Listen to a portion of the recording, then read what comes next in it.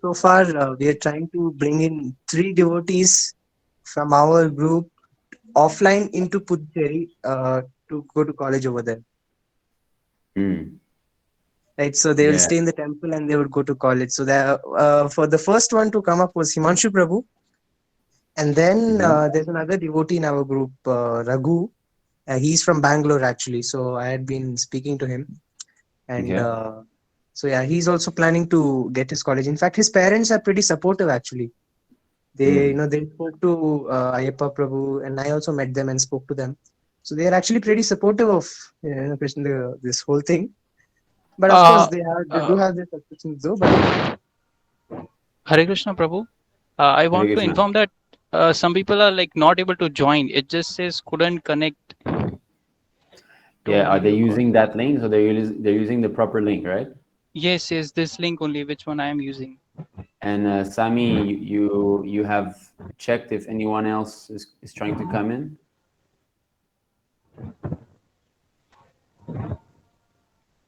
Yes, they use this new link only actually. Can you Just change the settings, Sami Prabhu? Can you check if there's says that anybody that has the link, you to have to confirm, so that anybody with the link just comes in direct.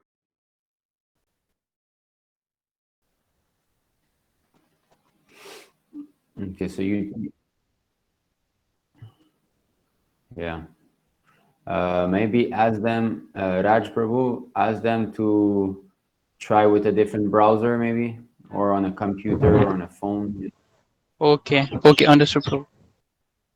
Yeah, if they have an Apple computer, maybe they can use Google Chrome, or maybe they can use the original browser.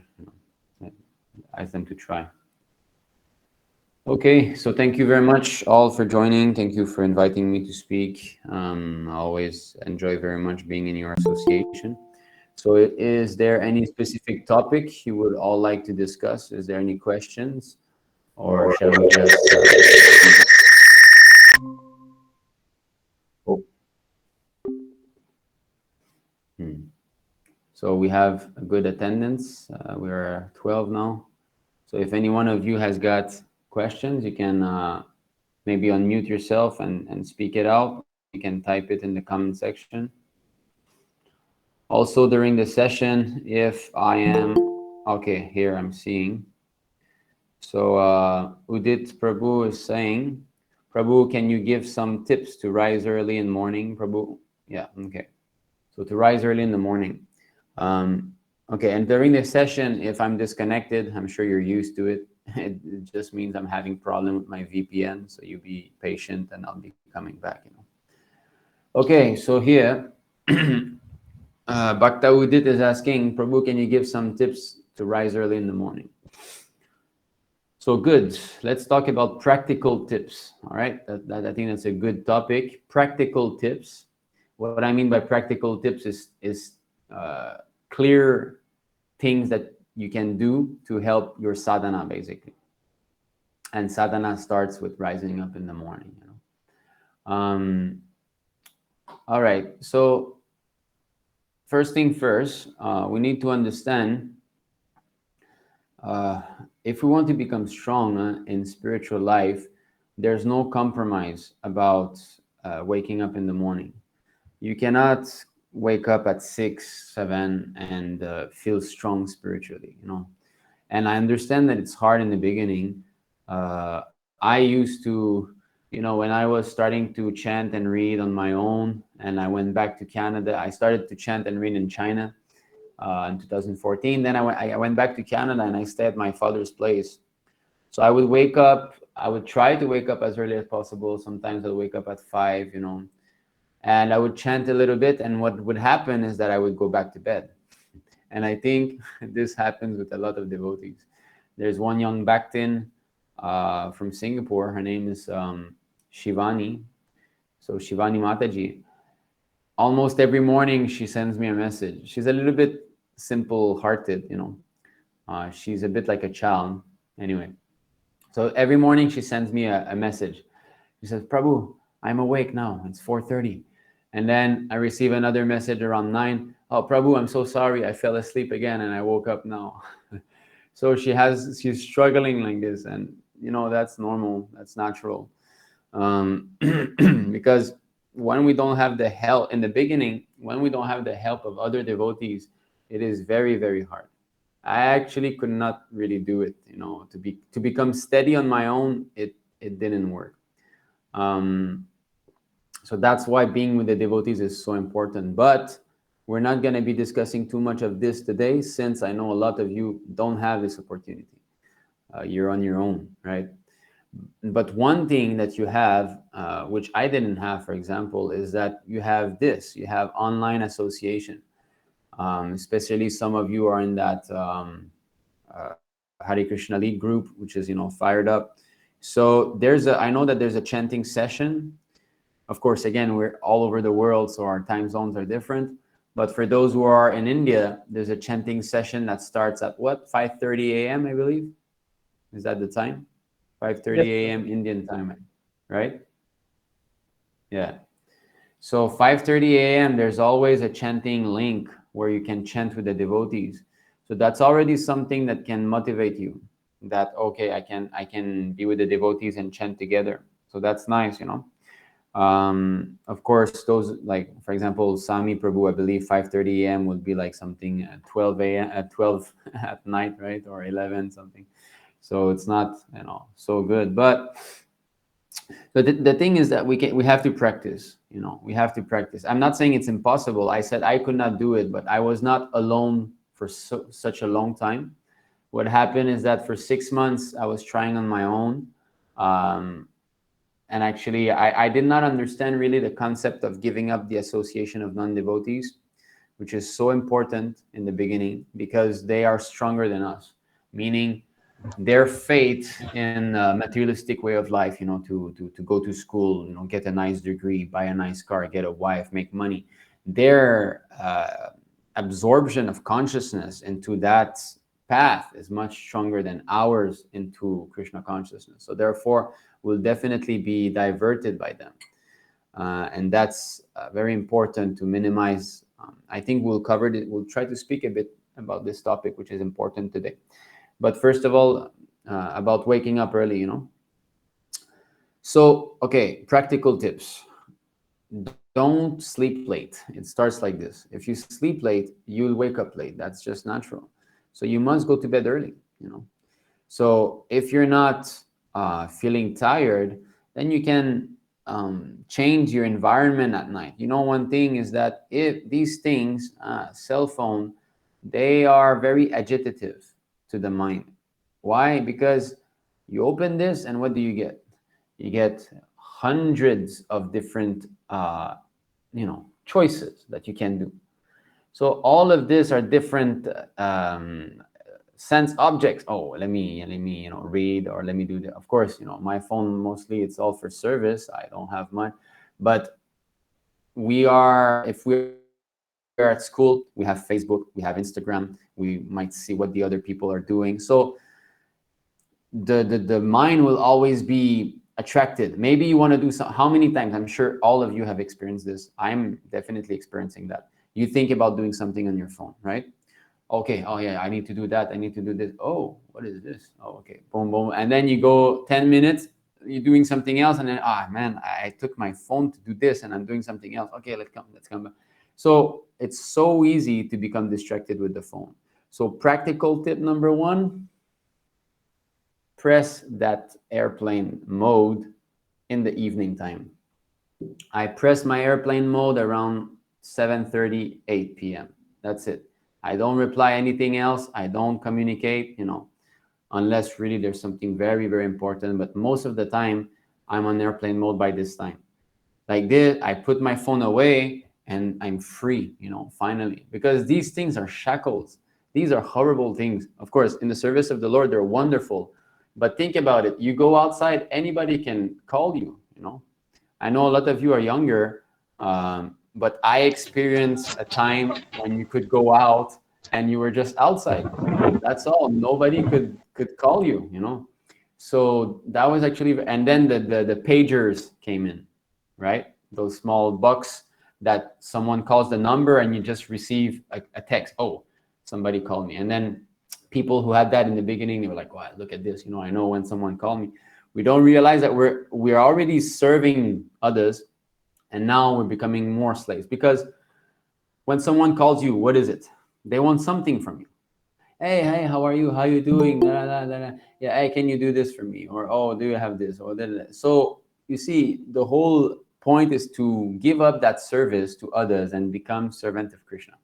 Of course, if a devotee calls you and he wants something, that's good, because we're meant to serve the devotees also. But not at the cost of becoming distracted and basically falling down, ourselves. So even though people who contact me are almost all devotees, practically all, and sometimes maybe my mother, she's also a devotee, she chants a bit, but still I cut it off. Why? Because first of all, I got to take care of my own spiritual life. We have to be spiritually selfish. That's not wrong. Thinking about one's own spiritual life first is more important than thinking about others.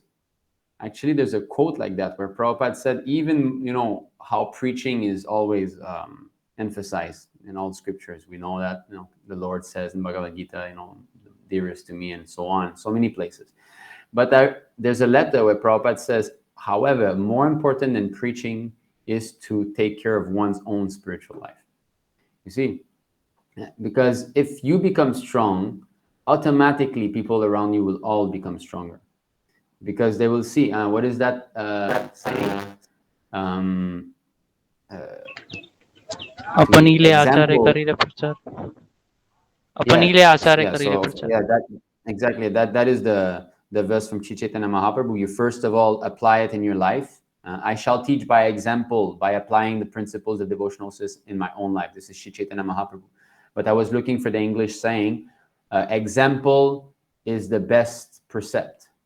Meaning that if you do it yourself, others will see, and that's much better than instructing someone. Because someone tells you something, of course, you might accept or not. But if he's not doing, it won't work. He's telling me to stop smoking, he's smoking a cigarette. What kind of, just like a doctor, you go see a doctor, he's telling you tips on health, and you see him smoking a cigarette at lunchtime. And what kind of doctor he is? You lose faith in him. So to take care of one's own spiritual life is very important. So therefore, even though the devotees might want to contact me after 7:30 or 8, I don't reply. In fact, I don't even receive the message. And I don't turn it on until around 6:30 a.m. I wake up at 3:25 a.m. and what I do, I start chanting. Then 5 a.m. is Mangal Arati. Then after Mangal Arati, there's some chanting time all the way to 6:30. And then only do I turn on. So for, let's say, 8 o'clock to 6:30. So for 10 hours and a half a day, my phone is on airplane mode. Like this, at least my mind is not, because don't trust your mind. That is, we should never trust our mind thinking, I'll just turn it on, I'll just reply to one message. No, sir, you'll go on Facebook and you'll scroll for 20 minutes. That's what's going to happen. So don't trust the mind, It's like an impetuous horse. Which one of you knows this verse? Huh? The mind is like an impetuous horse. Of course, this verse that it's related to accepting a spiritual master. But okay, let's go see this. I'll share the screen for this verse now. Now, Prabhu, there's another verse, right? This Chanchalam hi mana Krishna pramathi balavadridam. Yes, like a prostitute, right? Chanchalam hi mana. Why it is Vayo river Sudushkaram, it is difficult to control even than wind. Oh, yeah. And Bhagavad-Gita, right? Bhagavad-Gita. Okay, first we'll see this. Now, are you seeing this tab here? Yes, bro. Okay, let me try something. Are you still seeing the tab? Yeah. Okay. Yes. Who would like to read this? I'll pass. Hold on. May I read, Prabhu? Okay, I'll read the Sanskrit. Nityam dadati kamasya chidram tam manuyerayah yoginah krita maitrasya patyurjayeva pumschali. Who wants to read this? May I read, Prabhu? Yes, sure. a chaste woman is very easily carried away by paramours, and it sometimes happens that her husband is violently killed by her paramours. If the yogi gives his mind a chance and does not restrain it, his mind will give facility to enemies like lust, anger, and greed, and they will doubtlessly kill the yogi.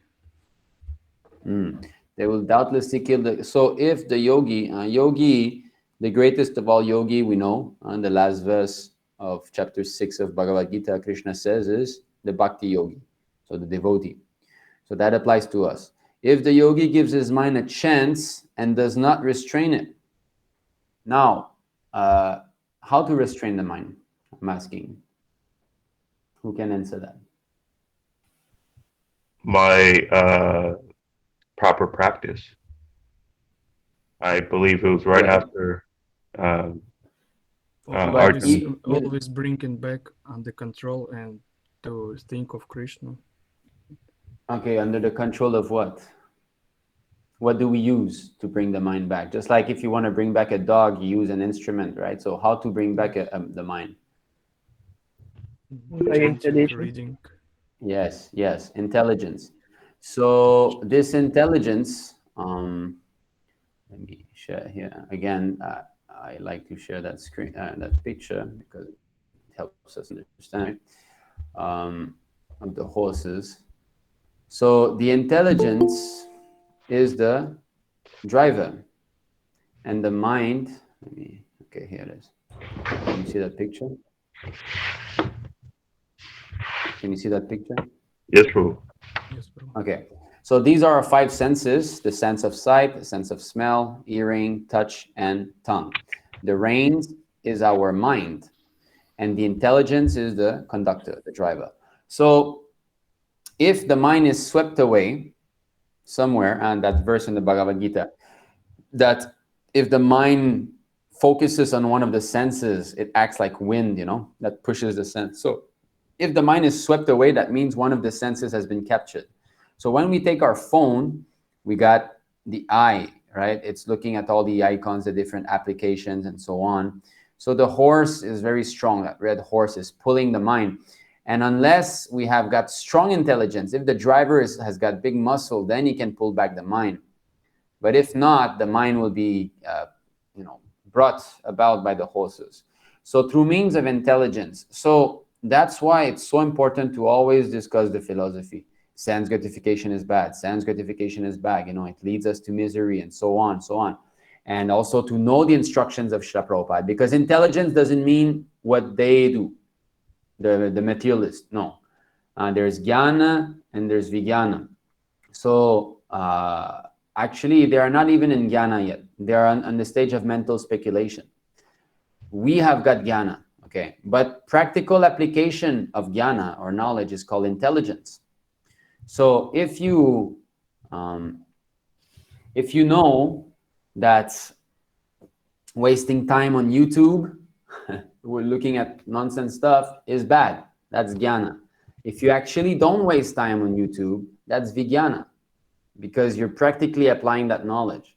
If you have realized that how bad it is, then you might not be actually able to do it. Okay, but still, by higher intelligence, Krishna says, by higher intelligence, you should control the mind. So that means, what is this higher intelligence? Prabhupada's intelligence is higher. He's giving us this, don't do this, don't do that. So that's why we cannot trust the mind. Okay, so let's go back to that verse here. In the purport, Srila Prabhupada is speaking of something very important. Okay, so if you give it a chance and do not restrain it, his mind will give facility to the enemies like lust, anger, and greed. In other words, don't go somewhere that is dangerous. Just like the horses, you're driving the horses, and if you go somewhere where there's so many sense objects, you're done. The horses are going to start running and you're going to lose control. So don't even give it a chance to go there. So to restrain means like I'm saying, you put airplane mode. If you put airplane mode, or you leave the phone away in your room when you go chanting, then you're not giving a chance to the mind. See? Okay. in the beginning, Srila Prabhupada speaks about, okay, this is about women who are not protected. Okay, can you read this? Yes, Prabhu. This example is given here because a yogi desiring to get free from material conditions must always keep his mind under control. Srila Bhaktisiddhanta Saraswati Thakur used to say that in the morning our first business should be to beat the mind with shoes 100 times, and before going to bed to beat the mind 100 times with a broomstick. In this way, one's mind can be kept under control. An uncontrolled mind and an unchaste woman and unchaste wife are the same. An unchaste wife can kill her husband at any time, and an uncontrolled mind followed by lust, anger, greed, madness, envy, and illusion can certainly kill the yogi. When the yogi is controlled by the mind, he falls down into the material condition. One should be very careful of the mind, just as a husband should be careful of an unchaste wife. So here you see Srila Bhaktisiddhanta Saraswati gives, in the morning, our first business should be to beat the mind with shoes 100 times. What does that mean? Are you going to actually take your shoes and start slapping your head? What does it mean? Who can tell me?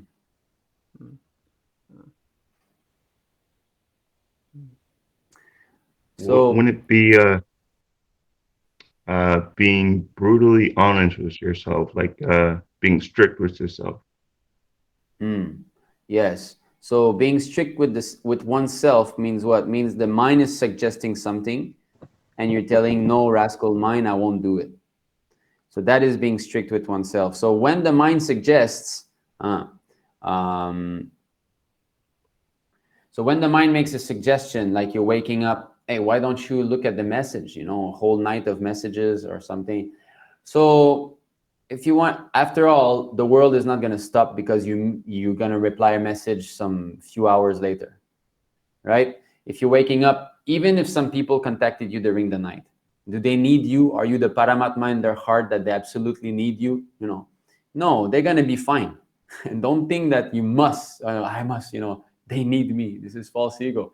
They have Krishna in the heart. Don't worry, everybody is fine. So we don't need to go see that.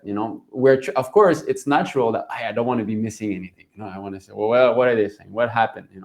So that's natural, but this is not the first business. First business, you take care of yourself. Don't take care of others, because if you're not strong enough, how you can take care of others? So don't do it. So if the mind suggests, actually it's an opportunity to beat it with a shoe. So when the mind says, hey, you take no, I don't do it. So boom, you beat it one time.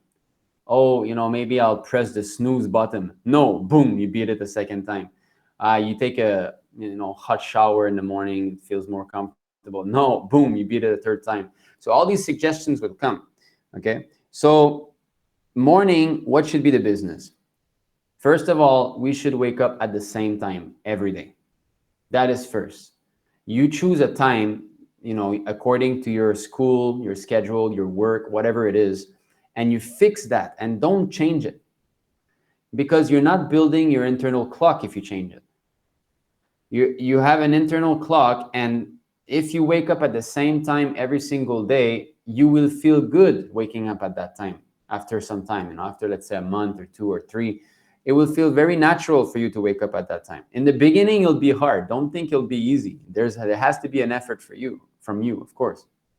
So you find a fixed time. It should be definitely before sunrise. Poor Sami, sometimes Bhakta Sami, sometimes sunrise is what, like 2 a.m. or something? 3 a.m. Yeah. So Sami is special.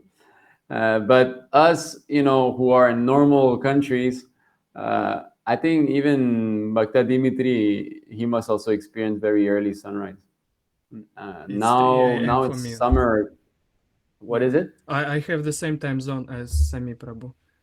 It's 3 So what time is it? It's 3 p.m. for me now. No, but I mean to say the sunrise, what time does it rise? I usually wake up at 4:30 a.m. So it would be 9:30 p.m. a.m. for you. I mean, in China.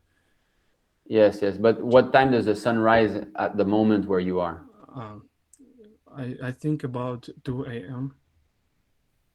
The sun rises at 2 a.m.? No, yes, I mean, it's always very bright. I mean, Oh, really? Huh? Wow. yeah, Anyway, especially in summer. Yeah, especially in okay. summer. So then your Brahma Muhurta must be like at midnight. Okay, so another practical tip, get an app like this one here. You see the JCal. Oh, wait, I'll try to focus it. You see that blue J, that white J, sorry, Yeah. that white G in the blue thing. So this is called Godia Calendar. So yeah, this is for, and I think it's only for iPhones. I don't know if they have an Android version, but even on Android, you can type Vaishnava Calendar. Okay, get this on your phone. That's another tip. And when you get that, you enter your location, okay, and then it tells you what time is what, and it tells you also the festivals. So you see here, 19 July, and I have my location. Where is that? Yeah, you can see it's written very small here. I have the Beijing time, okay, and then my location and so on. So it tells me the sunrise, the noon, and the sunset, okay. And then this is important here, Brahma Muhurta. So you see now our Brahma Muhurta here is 3:09 to 3:57. So this is the best time for chanting. Of course, this is quite early. Not everyone can, even me, I'm not starting to chant at that time. Even though I wake up at 3:25, I start to chant around 4 something. So I'm missing it at the moment, you know, what to do. But so if you have this, that's good also because you know the festivals and you can have some, the Ekadashis, right? It's going to send you notifications. So we should all have an application like that on our phone. So that's it. So wake up at the same time. That's the tip number 1. Don't put a snooze option on your alarm. Best thing is you put 2 alarms. You know, if you put the snooze option, you'll just press it and press it and press it, you know. But actually, even 2 alarms, the best thing is you just wake up. So okay, let's say you just you turn up the alarm without your notice and you keep on sleeping. Okay, so another tip, what I do when I'm very tired at night, let's say I go to bed at 12 and still I want to wake up, I put my alarm and I put my phone far in the room. Okay, so when it's far away, you have to wake up. You have to at least stand up from your bed, right? Otherwise, the alarm will keep bam, bam, bam. So don't put it near you. So in the night, if you really want to wake up the next day and you're not sure you're going to make it or not, you leave your phone far away. So the alarm goes and then you have to stand up, and go get it. So another tip, okay, make sure that you have Prabhupada bhajans and Prabhupada's class on your phone. I'm sure most of you must have this, but this is a must. And why? What I do, the first thing I do when I wake up, because you go grab your phone, right? So the first thing I do is I put Prabhupada's class. So me, you see now I'm in the Canto 5. So I always put per cantos, like I put all the classes of Canto 1, Shimat Bhagavatam, and I listen to them. That playlist was on my phone for months. And I just listen, and I listen actually to each class at least 3 times, if not more, because I just listen to the playlist again and again. I don't care which class, just let the playlist go. Sometimes when it's playing, let's say it's playing like this, and then the class goes half of, you see now it's half of the class. Let's say I'll press pause. So now it's there, it's paused there. So let's say I go to bed. I wake up, boom. So all I do, it's going to be like this, or it just, for iPhone, you swipe down here and it's here. So that's the first thing I do. I just press it. I don't care it's in the middle of the class. I don't care I've listened to it 20 times. I just press it. And at least I'm starting to hear Prabhupada from the very beginning of my day. Even though the consciousness is unclear, the transcendental sound will help you. So again, I say again, let's say you're too tired, you put the phone away, beep, beep, beep. Okay, you wake up, you take it. As soon as you grab the phone, you don't turn off the airplane mode. You leave it on airplane mode. You press play, and then you start to hear Prabhupada. and then you should go take your shower, right? This is what we have to do in the morning. First thing, we go brush our teeth, take shower, and then you can bring Prabhupada in the in the bathroom. You hear Prabhupada's class while you brush your teeth. You hear Prabhupada's class while you take shower, if it's loud enough, if you can. And in this way, the whole time while you're preparing, putting on your tilak and whatever, you're hearing a class already. And it happens often that I have the time to listen to a whole class, even before, because some of Prabhupada's class are shorter, like 30 minutes. I'm listening to a whole class before I start my chanting. So already I have listened to one class in my day, even before I start my chanting. So by 4 a.m., let's say 4:10, I have listened to a class. So that's very good, And another thing, for example, recently I have a bad knee. I broke my knee, my meniscus, and my ligaments. Many years ago. I think 2008 or so, even more, 2006 maybe. Anyway, so I have a bad knee. It hurts. So what I do when I wake up, first thing I do is I train my knee for about 5 minutes. So even before taking my shower. So as I wake up, I'm a bit drowsy, but then I have, the mind says, yeah, don't train your knee, you're so sleepy, and also boom, slap with a shoe. And then I have a medicine ball, those heavy sand ball. So I put this behind my leg and I start to, so it's painful. I don't like it, but I know it's good for my knee, and I need my knee, right? To walk and work and whatever. I need my knee. So I take care of the knee, and then I'm listening to Prabhupada's class like this for at least 5 minutes. So my point is that if you have some illness in the body, you have something that hurts, or I think best thing is you do it right from the start of the day. We have a devotee in Malaysia, Vrindavan Prabhu, maybe Bhakta Kavirashu Prabhu, he knows. Vrindavan Prabhu is senior, he's 70 years old or so. And he does that. He wakes up at 1:30 a.m. He's on a much higher platform. He wakes up at 1:30. I think he's the devotee I know that sleeps the less. He wakes up at 1:30 and he sleeps around 10:30, 10 at night, and he doesn't take rests. He sleeps only like 3.5 hours, and he's like 70 years old, and he's in charge of the farm in Malaysia.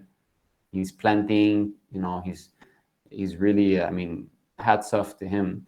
So he wakes up 1:30 a.m. and then the first thing he does is he starts to stretch, because old bodies, they become very stiff. Even us, sometimes we become stiff, what to speak of when we'll be 60 or 70.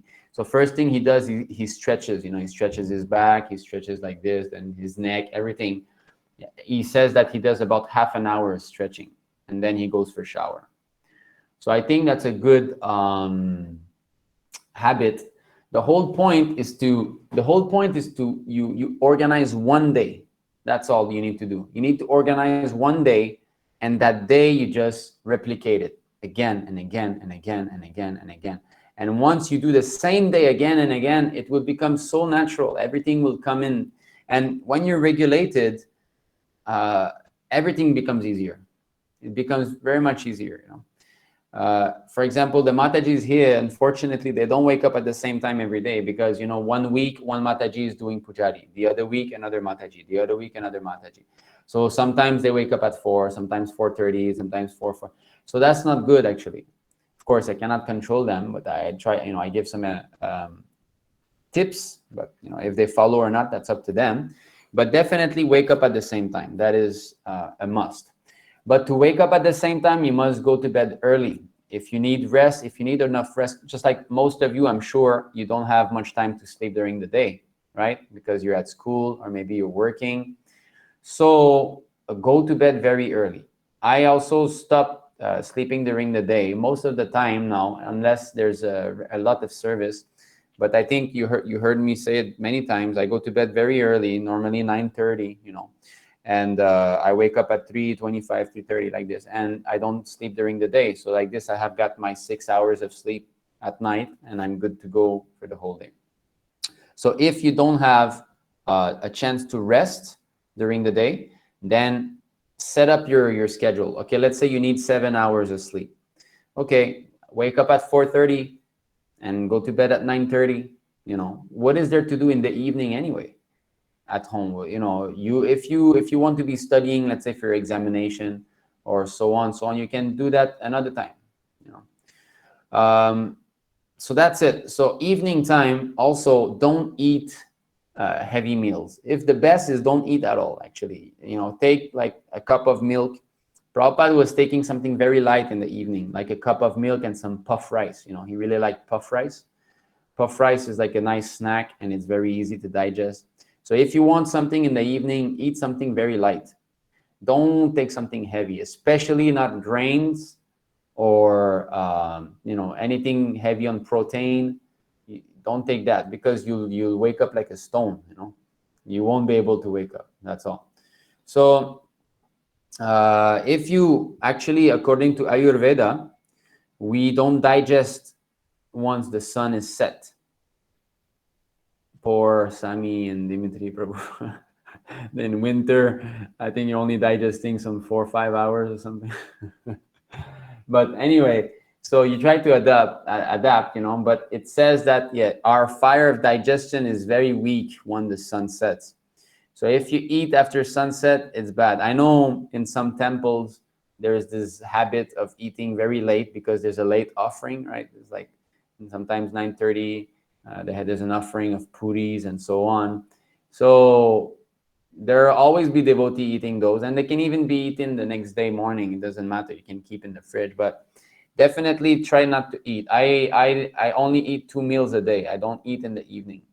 And the fact of eating only 2 meals a day, of course, there are devotees much more, just like His Grace Sundar Gopal Prabhu, only 1 meal a day. But at least I've got only 2 meals, and that saves a lot of time too, because eating is very time consuming, especially if you cook yourself, right? Then, okay, get ready, you offer, then you have to sit, you have to eat, you have to clean, you have to, wow, you lose an hour and a half, 2 hours. So, or of course, most of people in the evening, they will maybe eat some remnants only of the prasadam from noon, right?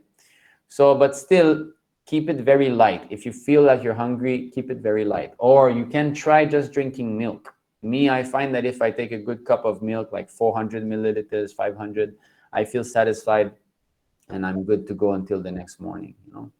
And milk, Prabhupada, I mean, I'm sure you all know how much he spoke about milk being I mean to say,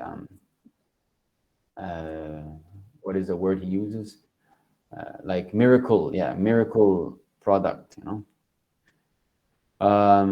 There are many quotes. I don't think I need to show, but so milk is really it gives sharp.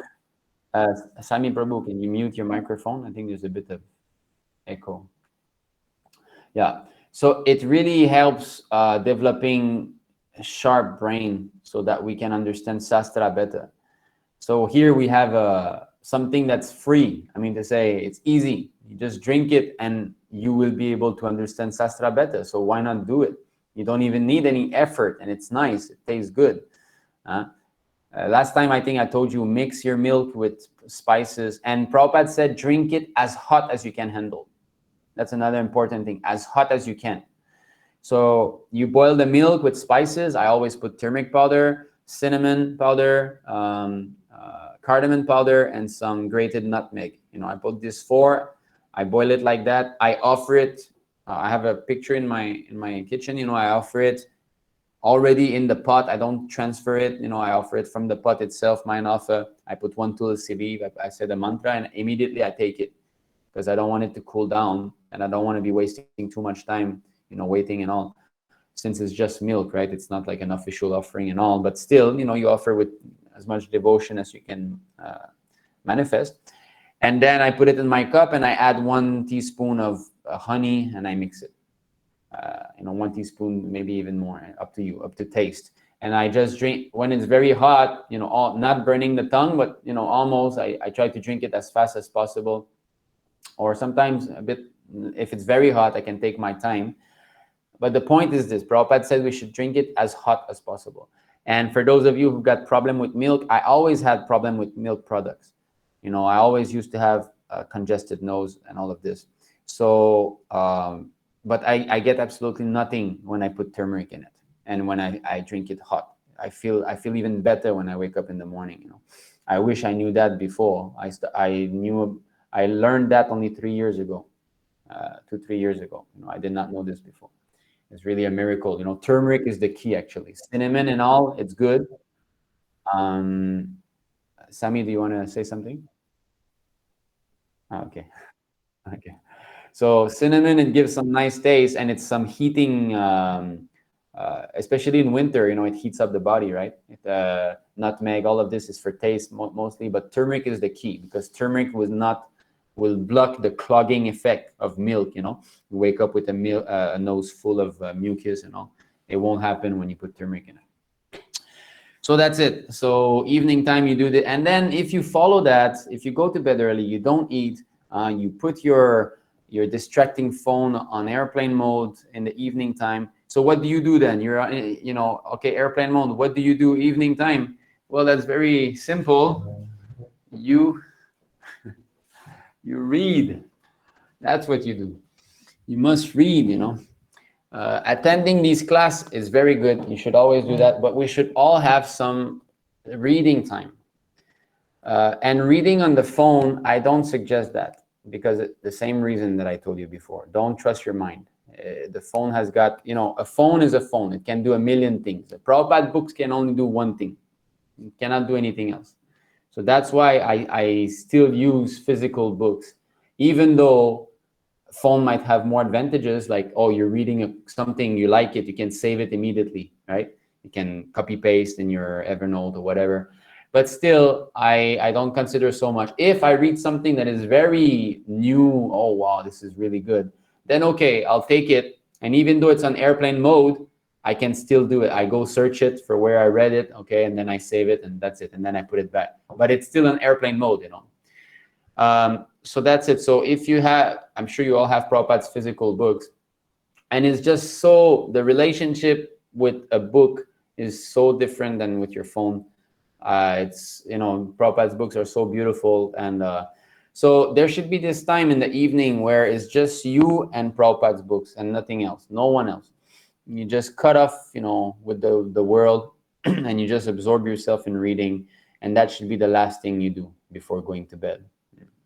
And if you do this every day, you'll pick up the taste more and more, you know, for reading, and you'll be more and more absorbed, because you know, you're used to it, to reading at night, and you take your time, and so on. And, you know, after the milk kind of calm down the mind also. So if you do this, then there will be no problem to go to bed early. Also, your environment, your house, the lights in the house should be dim lights, if possible. Because too bright lights also agitates the mind. So evening time, everything should start to be dimmed down. You know, once you reach 7 p.m. and so on, start to close some lights that will start to cool.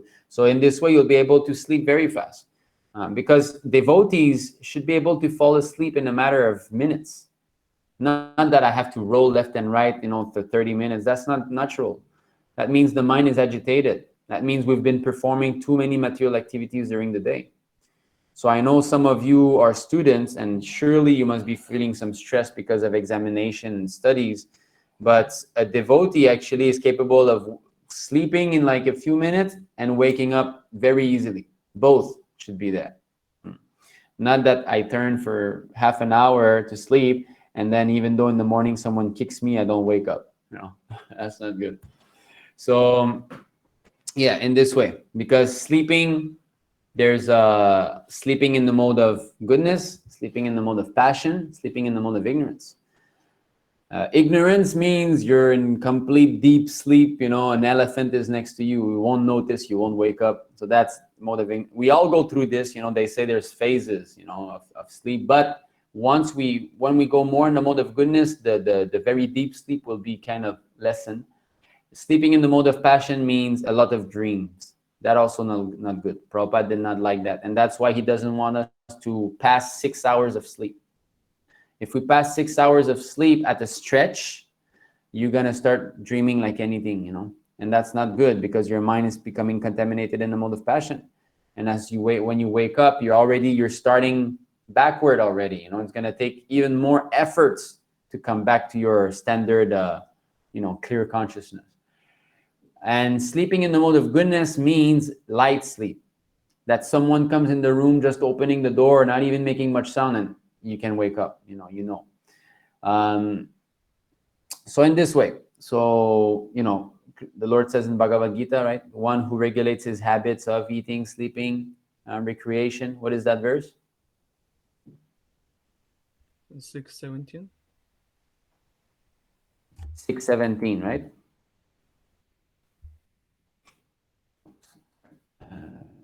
Let's see this.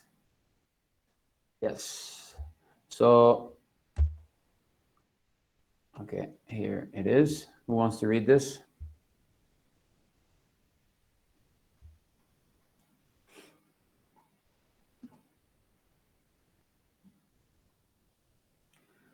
युक्ताहार विहारस्य युक्तचेष्टस्य कर्मसु युक्तस्वप्नावा बोधस्य योगो भवति दुःखः. Who wants to read?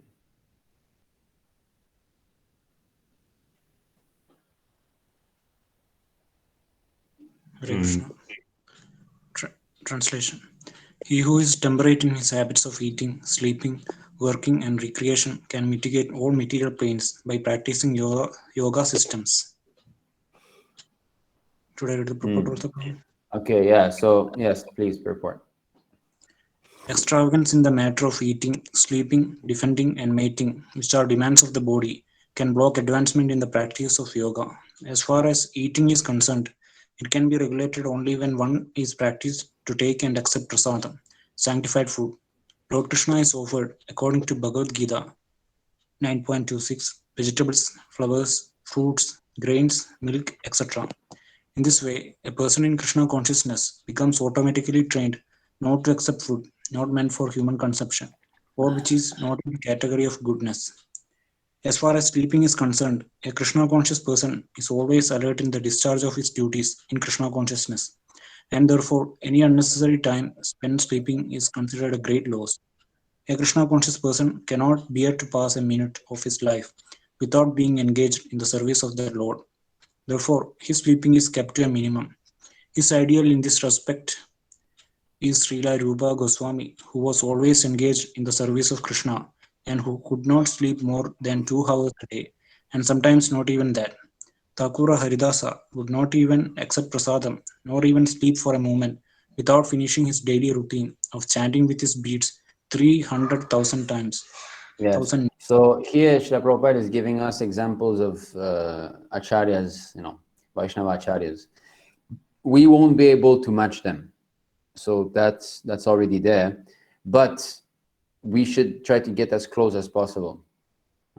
And why are they capable of this? Prabhupada says a Krishna conscious person cannot bear to pass a minute of his life without being engaged in the service of the Lord.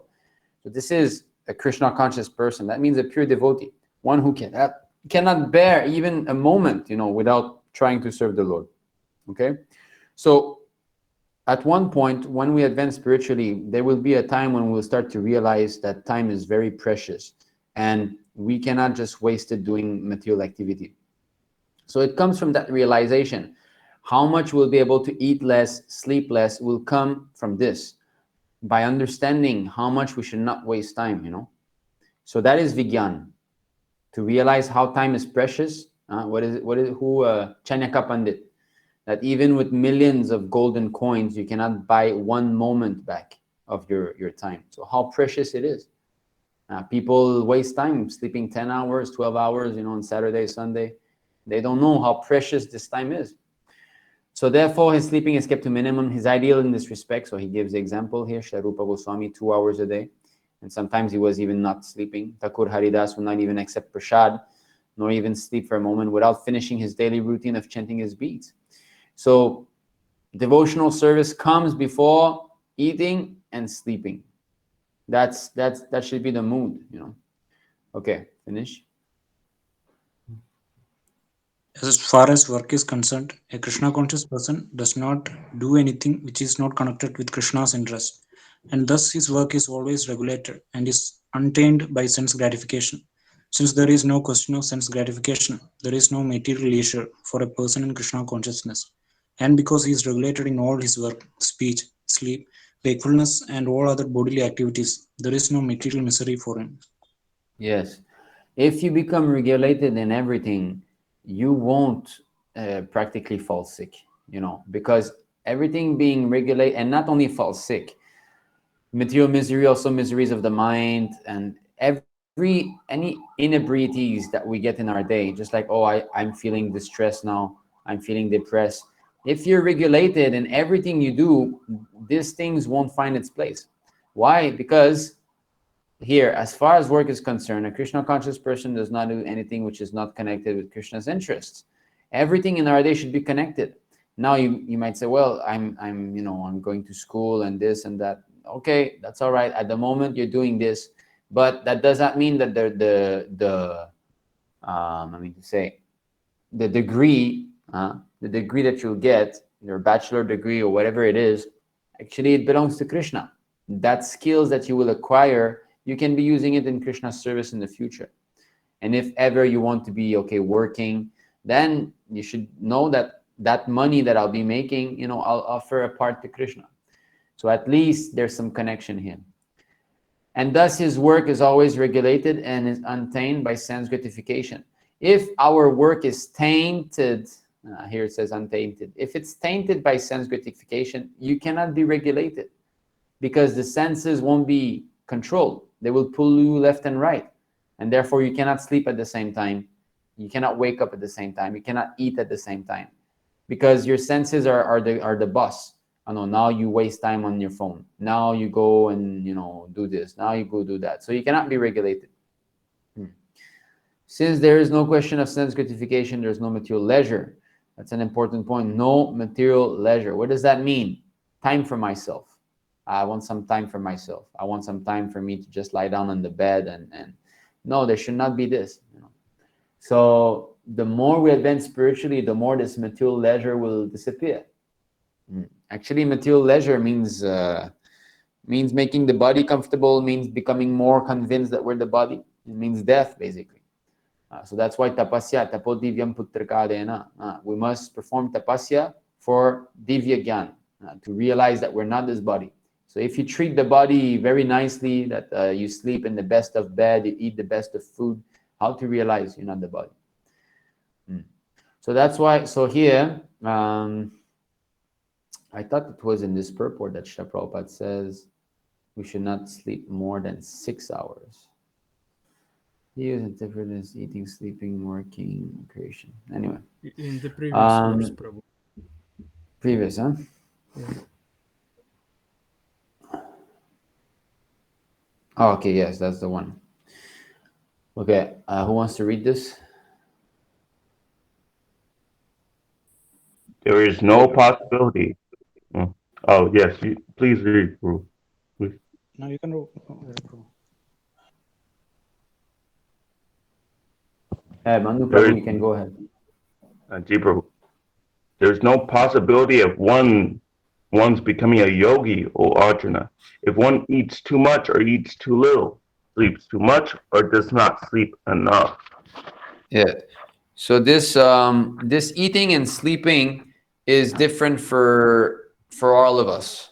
We don't have the same body, we don't have the same mind, and therefore there's going to be differences. Just like in the beginning of Bhagavad-Gita, it says, Bhima, the voracious eater, right? So he eats voraciously. So what does that mean? Oh wow, Bhima eats voraciously. Wow, parampara system, I follow him, I eat voraciously also. Prabhupada gave a class like this. He said, yes, Bhima eats voraciously, but his service also is intense, What is his service? Yeah, kill all the sons of Dhritarashtra, right? He does intense service. So his eating is okay because it's in line with his service also. Another example, Garuda, he's the carrier of Lord Vishnu, and he eats snakes, right? So he eats meat, basically. No, Garuda eats meat. No. So he's carrying Lord Vishnu, right? He's not a normal devotee. So it depends who we are, but we can all kind of judge if we're eating too much. So a normal judge is, are we getting fat? That's very simple. because undigested food in Ayurvedic system, there's something that is called is it amla? No.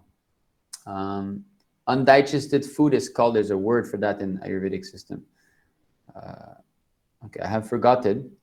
But that food which is left undigested will be stored in different part of your body. So it can become mucus, phlegm, Those who have got a lot of phlegm, sometimes the cure is to cure actually the stomach. Not, now you go to the hospital, they, you have phlegm, they give you things for the nose, this, that. It's not there. It starts from the stomach because you have a bad digestive system, So it doesn't digest, and therefore that food becomes phlegm. And for some others, sometimes it becomes fat.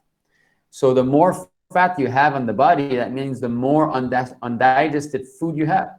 So that means you're giving more to your stomach than it can handle.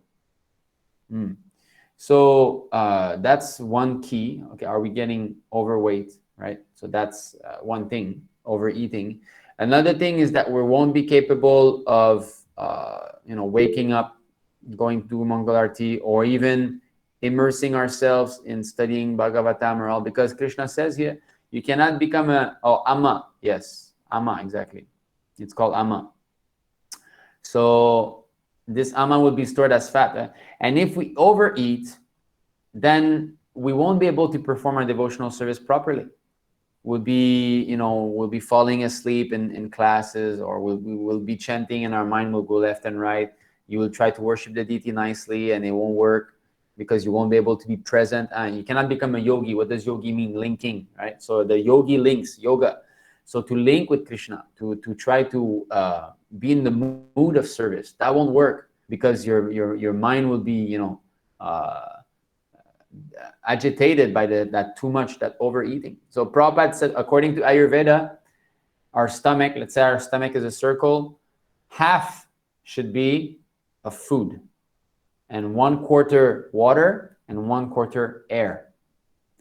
So that means we should eat only half of what our stomach is capable of taking. And then we should fill the stomach with 1/4 of water and 1/4 of air. So all the kapha, pitta, vayu is all balanced like this. And if you have a balanced stomach, you'll be healthy automatically.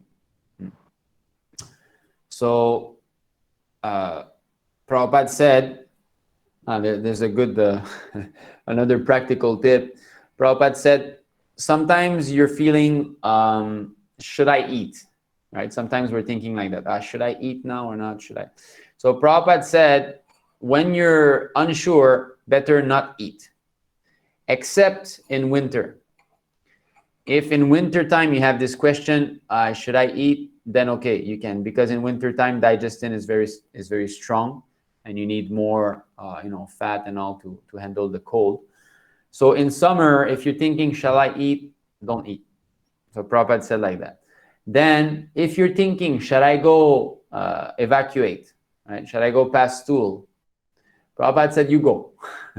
Because if you say, I'm not sure, I don't know, should I do it? And later on you'll regret, So you go.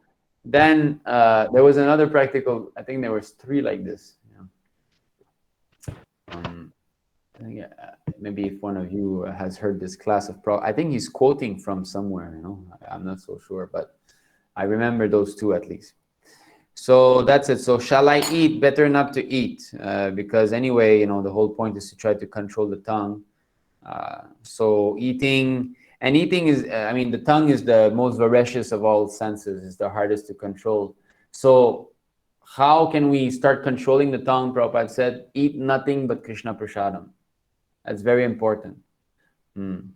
So even though we're eating prasadam and all, but sometimes we might think, oh no, I'll eat something outside, I'm far away. That's hard, and that's contaminating. Even though you just buy some snacks or something, still you will, if you're introspective, you will realize that after eating your snack, your mind goes like this. Why is this happening? Even though there's some chips or something, you eat the chips, try to differentiate. Before you had the chips, maybe you were chanting nicely, you finish your chips or whatever it is.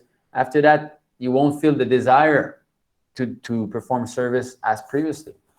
And that is the danger of sense gratification, there's a word like why sometimes we feel we don't want to be doing service. We feel that we lost the taste for service. There's a good example given in this verse.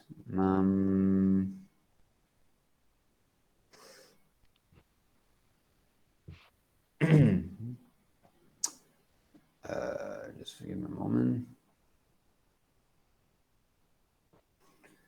Yes, okay. So this is 4:22:30, Shimat Bhagavatam. I'm sharing a tab. Okay. Who wants to read this? I'll read the Sanskrit. Indriyai vishaya krishtair akshiptam dhyayatam manah chetanam harate buddhe stambastoyam iva hridat.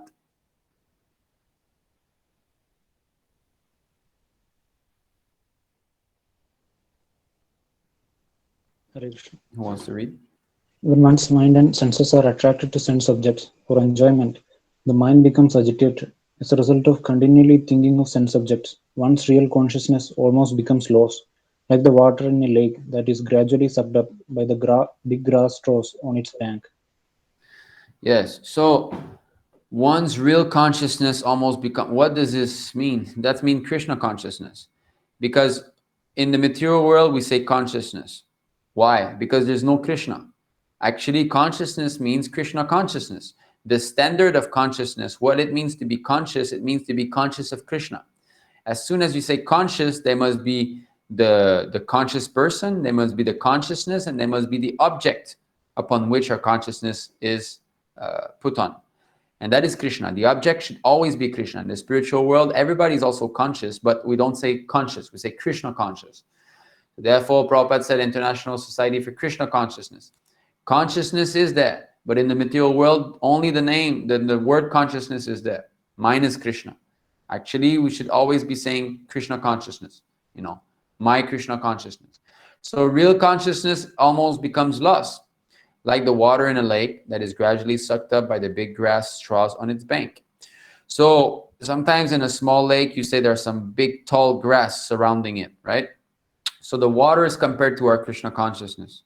Sense gratification, or even thinking of sense enjoyment, is like the big grass. It sucks away our water, our spiritual water of Krishna consciousness. And that's why sometimes we feel we don't want to be doing service anymore. Why? Oh, I was chanting nicely yesterday. How come today I cannot? That means sense enjoyment was there. And this oversleeping, overeating, that is very often the mistake that we do, because that's sense enjoyment. If we sleep too much or eat too much, that's going to be, it's not going to work. And of course, there's the other side. If we sleep too less and eat too less, then the mind and body don't work so well. And since we're not big devotees, well, we'll be affected. Okay, keep reading. In this verse, it is very nicely explained how our original Krishna consciousness becomes polluted, and we gradually become almost completely forgetful of our relationship with the Supreme Lord. In the previous verse, it is recommended that we should always keep in touch with the devotional service of the Lord, so that the blazing fire of devotional service can gradually burn into ashes material desires, and we can become liberated from the repetition of birth and death. This is also how we can indirectly keep our staunch faith in the lotus feet of the Supreme Personality of Godhead. When the mind is allowed to think of sense gratification continuously, it becomes the cause of our material bondage. If our mind is continuously practiced, if our mind is simply filled with sense gratification, even though we want Krishna consciousness, by continuous practice, we cannot forget the subject matter of sense gratification. If one takes up the sannyasa order of life, but it is not able to control the mind, he will think of objects of sense gratification, namely family, society, expensive houses, etc.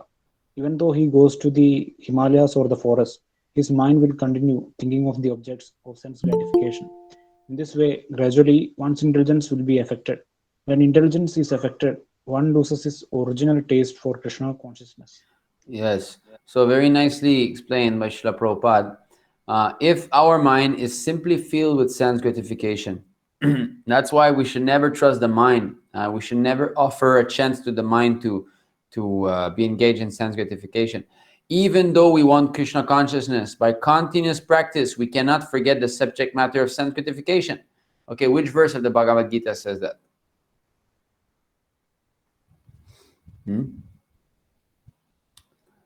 That those who are too addicted to sense gratification. Yogeshwara Prasakthana. Yes. What number is this? 246 244. or 44, right? 244. Yes. I think that's it. Yeah, 24. Yes, very good. So, okay, I think you're not seeing this. Let me see. Okay. Yeah, so that's the verse. You see? Okay, you can read this.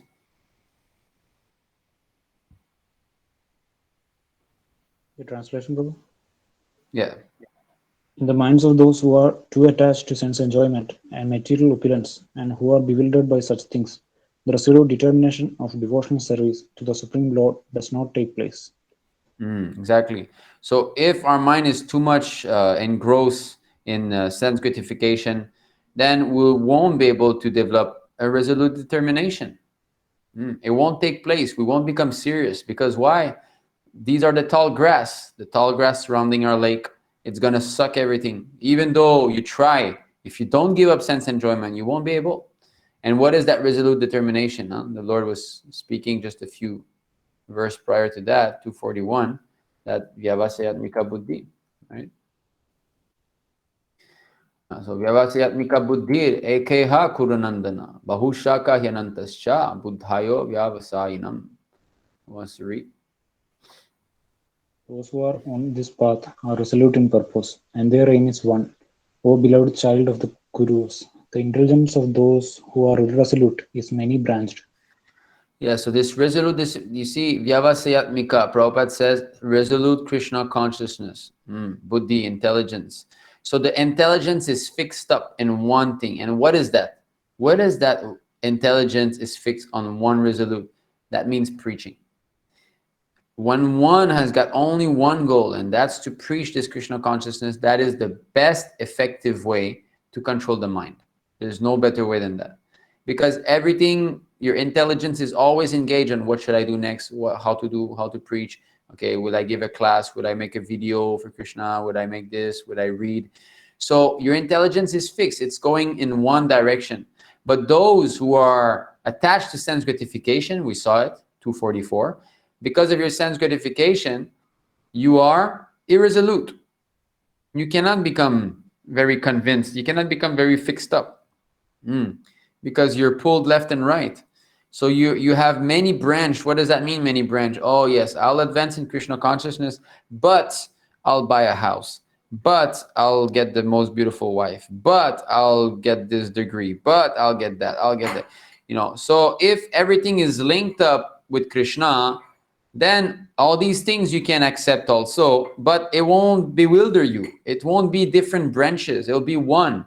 Okay, I have a wife. Let me make her a devotee. Let me engage her in service so that she can help me preach. All right, I have children. Let me make them become Krishna conscious. Okay, I have a house. Let me start a center in my house and transform my living room into a small temple and invite friends and hold kirtans and classes and so on. So at least the aim is always the same. It's one, it's fixed, So that's why it's called resolute, resolution. When you pass a resolution, that's it. It's fixed. You cannot be deviated. So that is called a Nishta platform. So, okay, we come back here.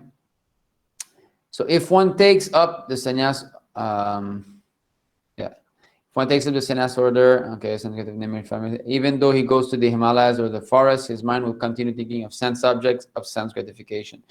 So that's why the intelligence will be affected. If we're too much engaged in sense gratification, at one point, our intelligence will collapse. And what does that mean? Intelligence cannot stop working. So what does that mean? The intelligence will become subservient to the senses. okay, I will invest money in gold. Then I'll invest in that, and I will buy the nicest car. And then you start to look at cars online. Oh, the BMW secondhand is not so. So many things come, right? And then your intelligence is simply thinking on how to get nice things. So then it's finished, right? Okay, continue reading. The example given here is very appropriate. If a big lake is covered all around by long kusha grass, just like columns, the waters dry up. Similarly, when the big columns of material desire increase, the clear water of consciousness is dried up. Therefore, these columns of kusha grass should be cut or thrown away from the very beginning. Sri Chaitanya Mahaprabhu has instructed that if from the very beginning we do not take care of unwanted grass in the paddy fields, the fertilizing agents or water will be used by them, and the paddy plants will dry up. The material desire for sense enjoyment is the cause Okay, of our before you continue, where is this stated?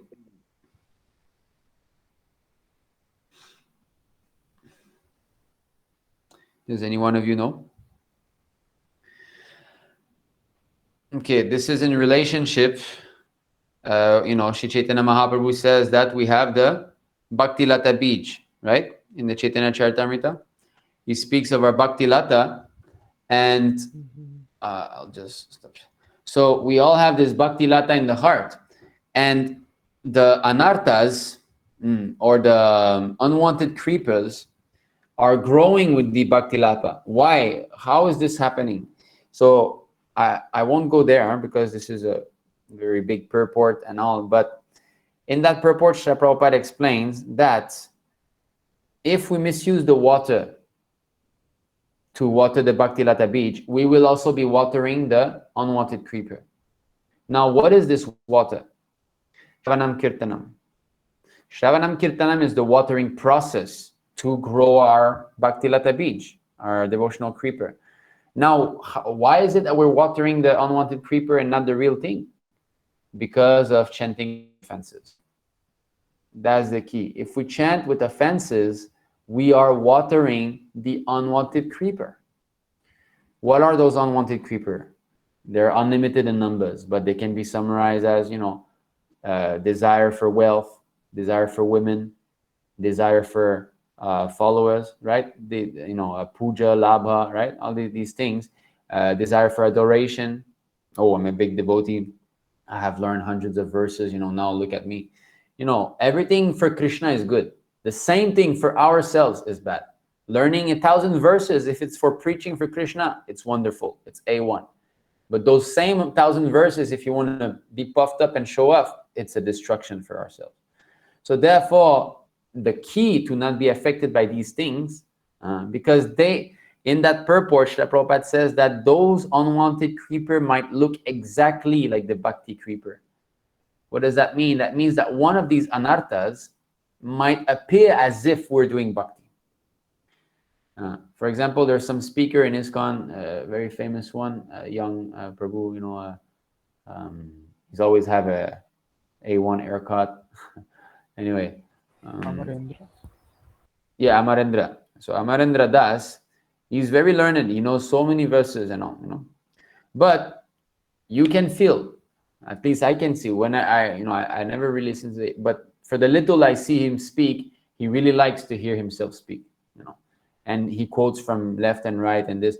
So he's knowledgeable, but why does he do that? He likes to be seen as a great scholar in ISKCON. He's very famous, he's young, he's handsome, So all these things are, to him, appear like he's doing bhakti yoga. But actually, he's watering the unwanted creeper because he's chanting and hearing with offenses.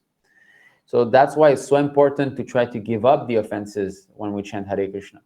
And how to give up the offenses? We have to be attentive when we chant. That's it. So therefore, we come back again to that thing of, airplane mode and all, because what is the main thing that is distracting us nowadays when we chant Hare Krishna? It's this. We have to be honest with ourselves. We all do it. We're not Mahabhagavata. We all do it. That sometimes we chant and we take the phone, right? And we scroll and we're chanting and we're scrolling. We all do it. We fall prey to it. So therefore, we must be very careful. This thing has to stay miles away, when we chant. So in the morning, if you don't need your phone, leave the phone in the room. You get out of the room, leave the phone in the room, and then you chant. You chant, and then when you reach some time, okay, 6:30 or whatever, then okay, go check the message and start interacting. But don't check the message while you're chanting. This is offensive. And we are, not only are we offending the Lord, but we're watering those unwanted creeper. You cannot say, no, I'll chant and I won't contaminate myself. No, you must. When you chant with the fans, Hare Krishna, Krishna, Krishna, Hare Hare, Hare Rama, Ram, Ram. You are watering the puja, you're watering the desire for wealth, you're watering the desire for women.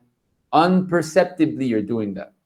So you're actually cheating oneself, Of course, sometimes if a devotee is there talking and then chanting a bit, talking, Prabhupada said if you're advanced, if you practice, you can do that, because sometimes we're chanting, some devotees are there, or let's say you receive a message from a devotee and it's important or something. Okay, you have your bead bag, never mind, you stop chanting. Yeah, Haribol, yeah, I'll do this later on, this, okay.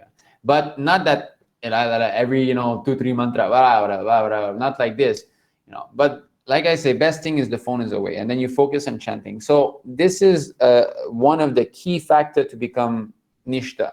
If you want to become steady in your devotional life, you must be steady in your chanting. What does that mean? You're only chanting. Your 16 rounds, you're only chanting and doing nothing else. That's not easy in the beginning.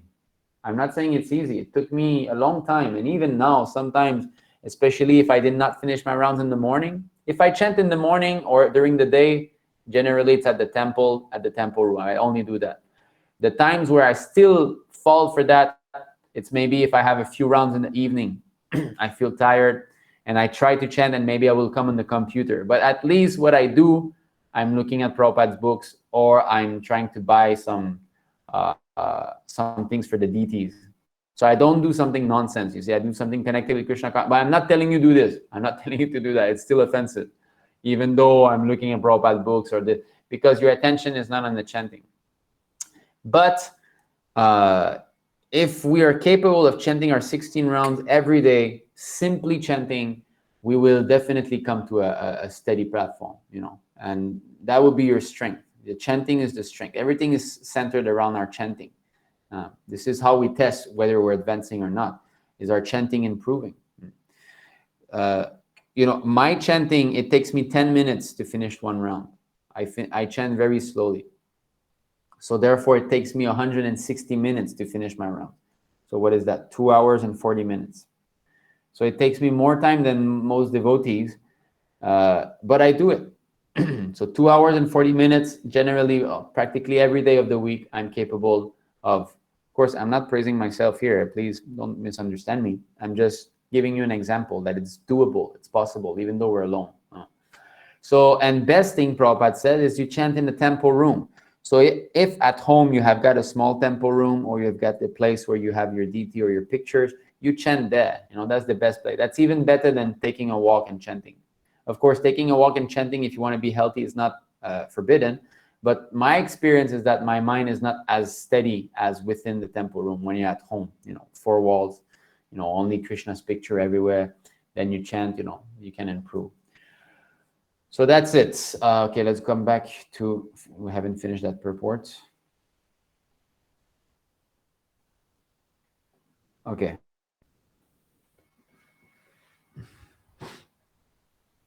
The material desire for sense enjoyment is the cause of our fall down in this material world, and thus we suffer the threefold miseries and continuous birth, death, old age, and disease.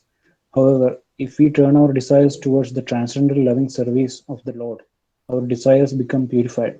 We cannot kill desires. We have to purify them of different designations. If we constantly think of being a member of a particular nation, society, or family, and continuously think about them, we become very strongly entangled in the conditioned life of birth and death. But if our desires are applied to the service of the Lord, they become purified, and thus we become immediately freed from material contamination. So the whole point, you cannot stop desire.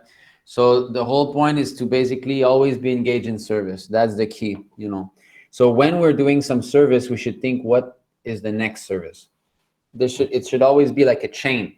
This service, then you do that, then you do this, then you do that, then you do this. So in this way, service after service, you're protected. So concerning this, another practical tip, I don't know, number 3 or 4 or whatever, get this, some wireless earpods, okay? I was always thinking, why I need this. It's more expensive than the wire one. The wire one is it's so cheap, right? Some $5, $10, you get it. This is a bit more expensive. That one is about $50. You don't need the best of bests. Don't go for the, what is it? iPod Pro that costs like $400 or something. You don't need that. We're not carmies, okay? You get something cheap. This brand I find is cheap, and they seem to be doing good product. So it's Edifier, okay? Edifier. I see devotee trying to, edify and never miss. I'm making an advertisement here, but try to find a brand that doesn't cost too much. Okay, we're not after. I don't want you to waste your money, but take something that works well. Maybe go on YouTube and type best 5 budget earpods, okay, and then see what's available in your region. Don't waste too much time looking at 100 videos. No, you go on YouTube, best cheap wireless earpods. You see which one has got, like, say 100,000 views. All right, you go watch this one. 5, you choose one out of this. Don't waste too much time on this, because myself, I used to like technology before, So when I start to watch things like that, I'll watch another one, and then you become a pro in the business. You can sell those afterwards. So that's not what we want. We want to be just clear cut. So if you want, just buy this one. This is the Edifier T. This one works well for me. It has really good sound. It has a good mic also. So if I'm on call with a devotee, it works well. I'm sorry, I'm trying to find the box. I just don't want to be missing the name. And then you end up with something bad. Okay, here it is. So for me, that it really fits nicely in the ear. It has like a rubber thing, so it really blocks. Okay, so it's this TWS1 Pro from Edifier. Okay, so that one is about $50. I bought it some 300 yuan. So that's about 2,000 Indian rupees or something. So and this really, wow, that's a game changer. I should have definitely bought this before. One really good thing is that when you put this in your ear, you really block the outside noise. And just for that, it's already so good, because when you go like in a bus, or you're in a noisy place, or at school, right? You don't want to be hearing all the nonsense that's going around. You just put this in here, and wow, you have already a peaceful situation. Already, I have problem to hear my voice, even if you push it further in, and it links directly. And since my music app is always on Prabhupada, I don't even need to touch my phone. Just like now, I put it in my ear. I don't need to touch my phone. My phone can be 10 meters away, and I just do this, and boom, I'm listening to Prabhupada just by one tap, And another good thing, for example, when I'm in the temple in the morning, sometimes I have to sweep, okay? I have to sweep the temple room or anything else. So I just leave my phone like in the middle of the temple.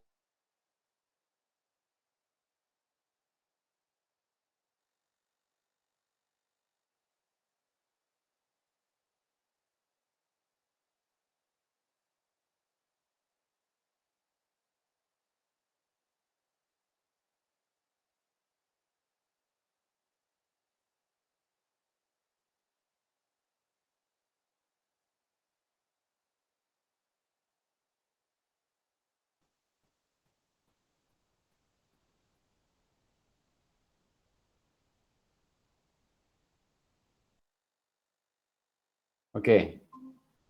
Can you hear me now? Yes, Prabhu. Yes, Prabhu. Okay. So yeah, VPN issues.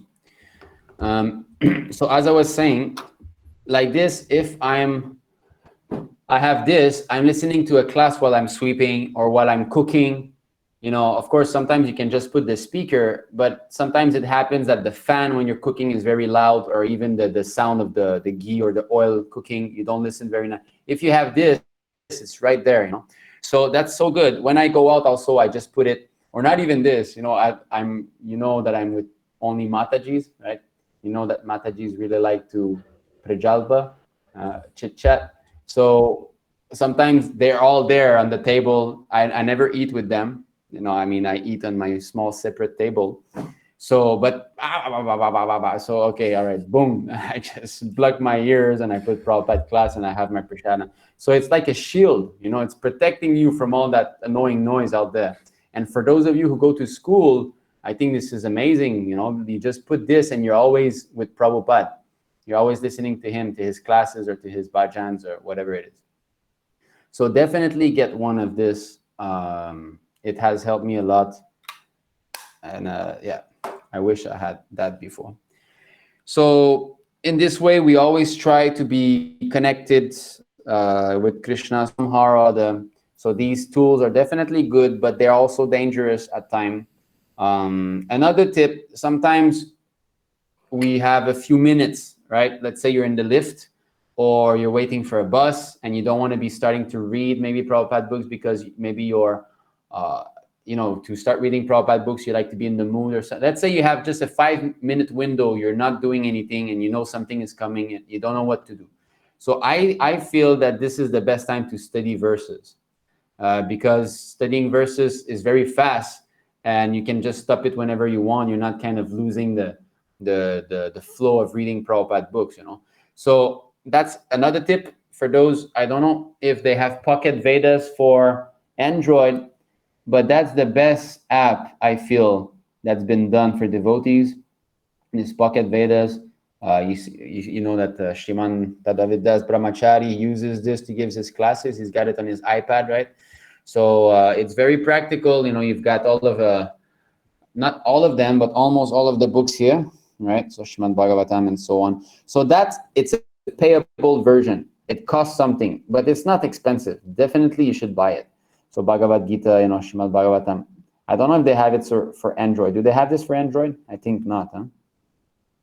It's only for iOS.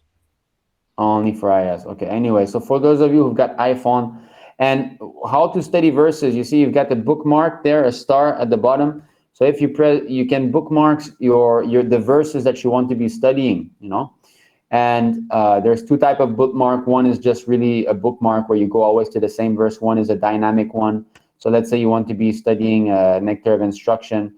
So you, okay, go, I'm seeing from the reflection.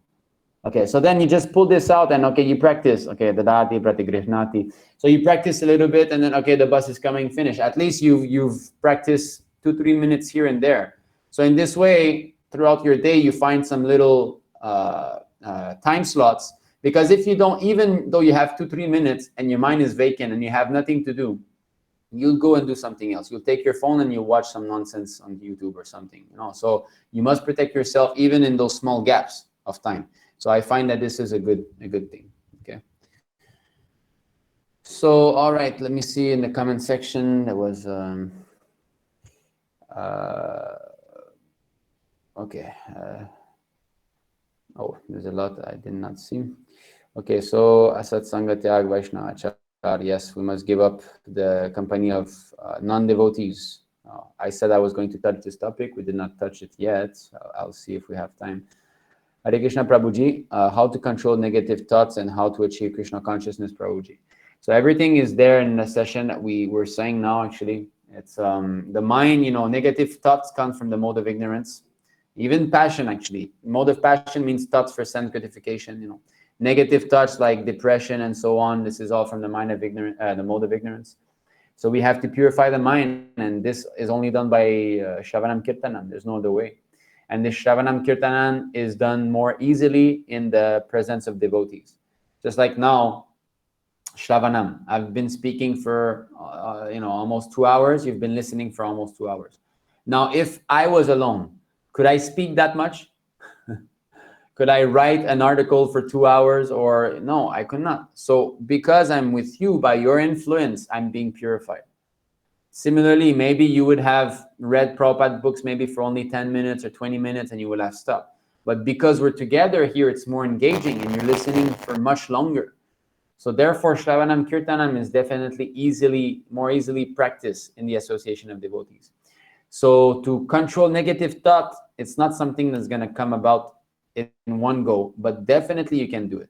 I'm pretty sure I used to be the person with the most negative thoughts. I used to, smoke ganja. I think I've said it so many times. I'm not proud of this, but the effect of this ganja smoking is that your mind will become very much negative. When you're not smoking, your mind will be like depression and all of this. I was in a very, I told you I broke my knee in 2006 or 7. When that happened, at that time, I was really much I wanted to go in the army. I wanted to become a very good athlete, playing soccer. I used to love soccer. I was not a devotee at that time. So after I broke my knee, I fell into a depression, really. I was smoking a lot of ganja and I was having very bad thoughts, suicidal thoughts. I was thinking negative about everyone. I was only seeing bad in myself, so much so that at one point I felt as I was about to become ghostly haunted, really. At one point I felt that someone was next to me, as if he was always there speaking to me. Just imagine. So when I started to feel this, I became very, very much afraid. Then I started to think, whoa, what's going on? I'm getting into some place that is really dark now. So I had this whole, so I was in a very, very dark place, before being a devotee. So later on, I became more in the mode of passion. I kind of got out of that mode of ignorance. I was in the mode of passion, trying to make money and travel and this and that, but still full of nonsense. But definitely the process, it's a process. It will take time, but you must chant Hare Krishna daily. You must increase your rounds. You should not decrease. If you chant 4 rounds a day, you keep that and you'll do it.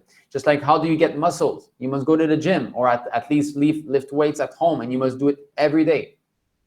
And I'm not telling you to get muscle, but those who want to get muscle, that's how they do. They must do it every day, every day, every day. Then they'll become fit very easily. It will come naturally, but you must do it.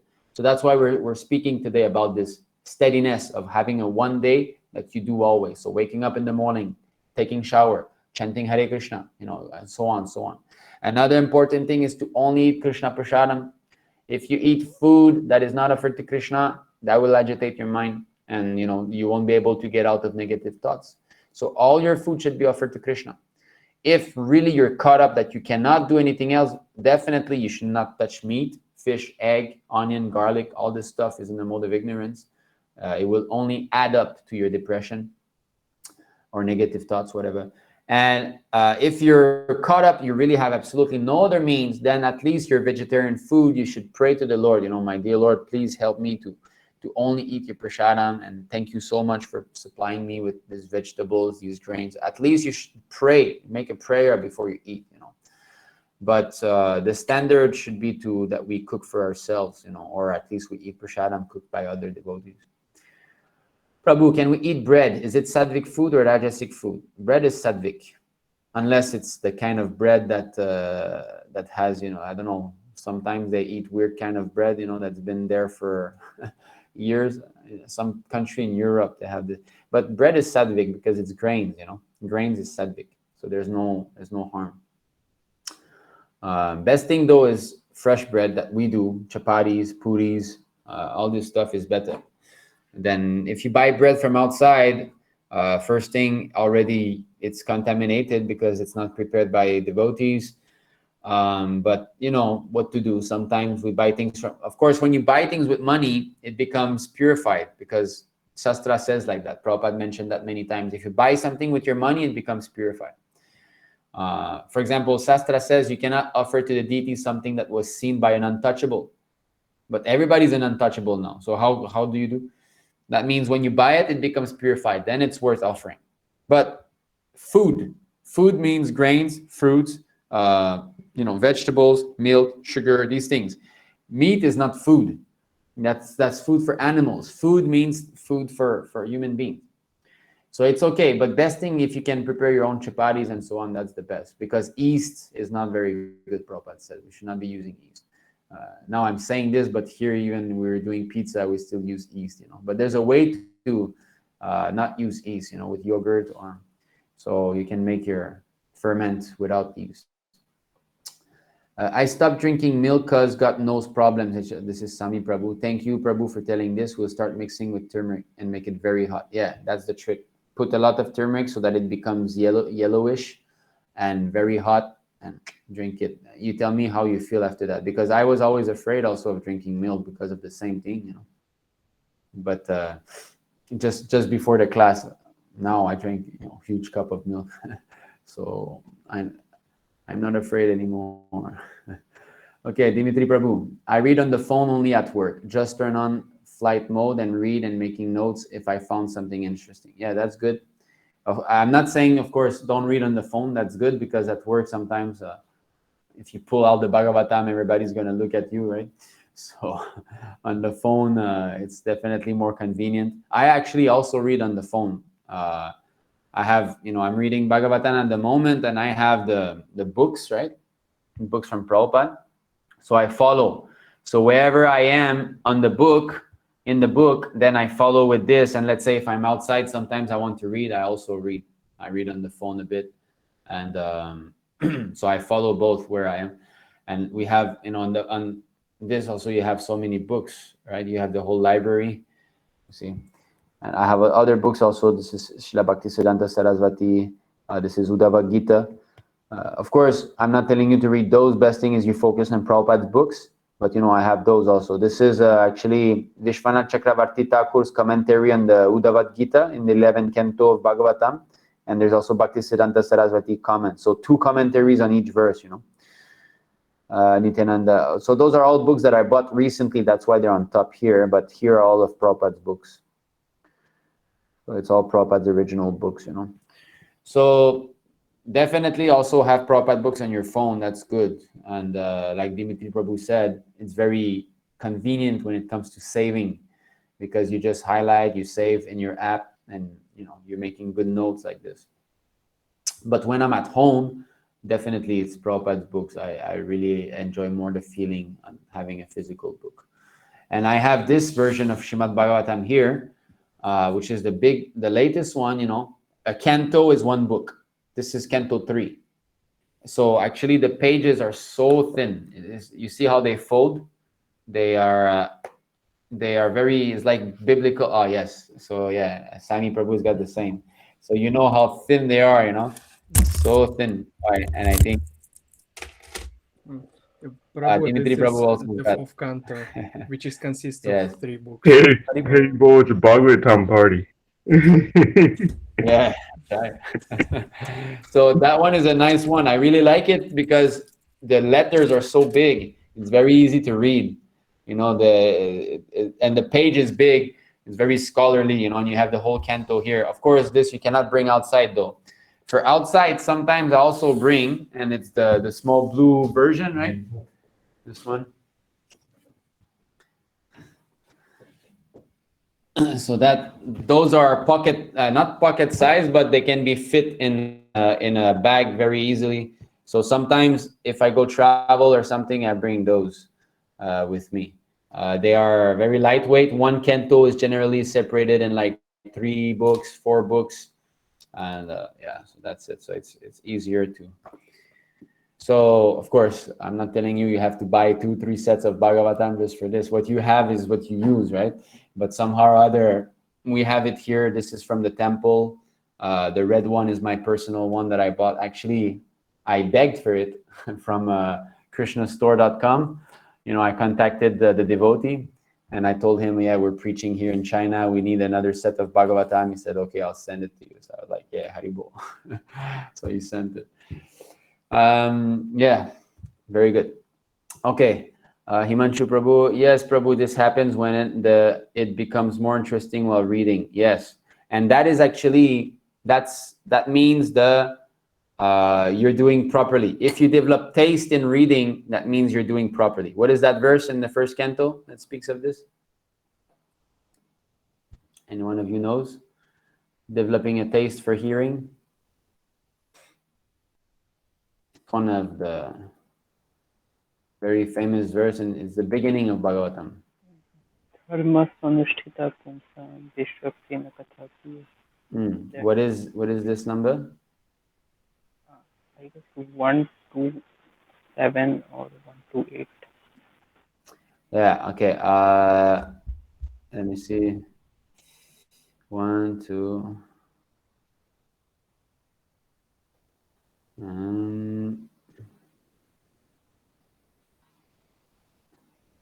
One, two. Oh, okay. 1 to 16. Yeah. Actually, that's the one I was talking about. 1 to 16. Here it is. To develop taste for reading is the proof we're doing something correct. Who wants to read this?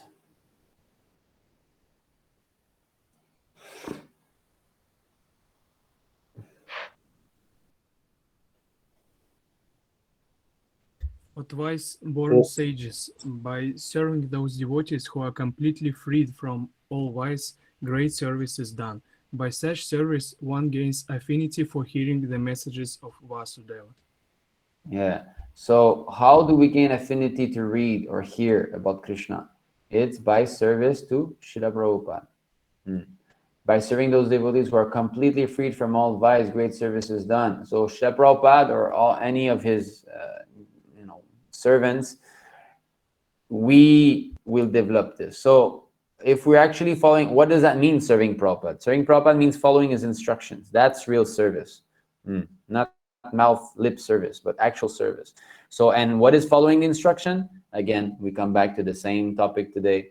Waking up early, chanting your rounds with attention, and so on. So if you do everything correctly, you'll develop that taste, And the more, and reading itself is following Prabhupada's instructions, right?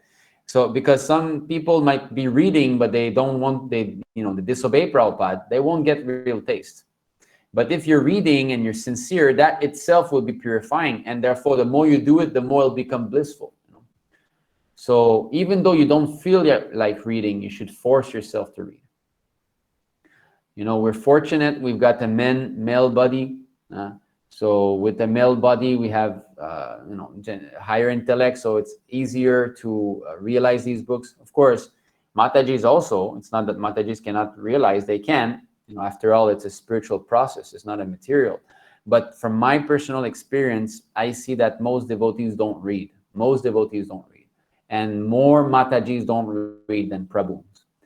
For example, here at the temple, of course, every morning we have the class, the Matajis and so on, but none of them actually takes Prabhupada books and reads.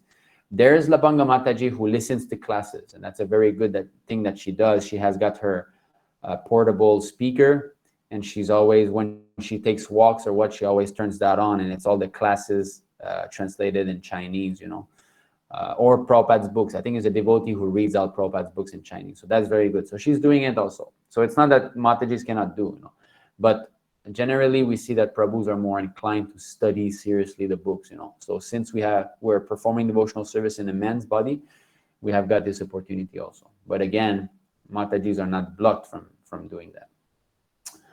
Okay. Yes, Prabhu, this happens when we come. How to form dreams during sleep? Form? No, you should deform dreams. Don't be attached to dream. That's not good. Our point is to not dream, because dream is another form of Maya. And dream, you control even less than day, is it not? At least day, if some nonsense is happening within the mind, you can save yourself somehow. You can take Prabhupada's book, but in the dream, what are you going to do? You forget, our dreams are mostly contaminated. We're not so advanced that we serve Krishna in our dreams, Maybe sometimes, okay, you dream of devotees, very seldom you see this, okay. But most of the time, our dreams are nonsense. So how to minimize dream? We should minimize sleep. That's easy. If you sleep for too long, dreams will come a lot. So when the mind is in the mode of goodness, naturally the dreams will start to. Everybody dreams, actually. Prabhupada said you cannot sleep and not dream. But the point is that it should be reduced. So as soon as you start to sleep more than 6 hours, definitely dreams will increase a lot more. Okay, so Adarsh, say in Ayurveda is called Amma. So yeah, Amma, the Amma. Okay, Bhakta Subramanian. Prabhu, I don't know. My immunity system seems to be very weak. I fall ill so easily. Yeah. So that comes from unregulated habits. Again, Prabhupada, we saw it, if everything becomes regulated, Prabhupada said if a man wakes up early in the morning and takes a cold shower, he'll be healthy. And another thing he said is that if a man takes a walk every day, he'll be healthy. So these you can start applying in your life. Not in your life, actually, in your day. And that day you should replicate it. Because if you say, I'll take walks once in a while, we all know it doesn't work like that. You'll start walking and then you'll give up. But you must do every day. You see, Prabhupada, when he had some health problem in America, they brought a doctor. And the doctor, he saw Prabhupada's condition and he told his disciples, he said, well, he prays too much. So the disciples were becoming, agitated. How dare you insult, our spiritual master? And Prabhupada later on, he asked, what did he say? And he said, you pray too much, Prabhupada. And Prabhupada would say, yes, he's right. So meaning he sits down too much. He was, of course, everything is a pastime, Then from down on, the morning walk started. And from those morning walk, how much nectar came out, right? We have all the morning walks recorded. So you see, a pure devotee, even though he's seemingly ill or whatever, it's not true, it's just another manifestation of mercy. So then from that day on, Prabhupada took morning walks and he never stopped until, his final pastimes.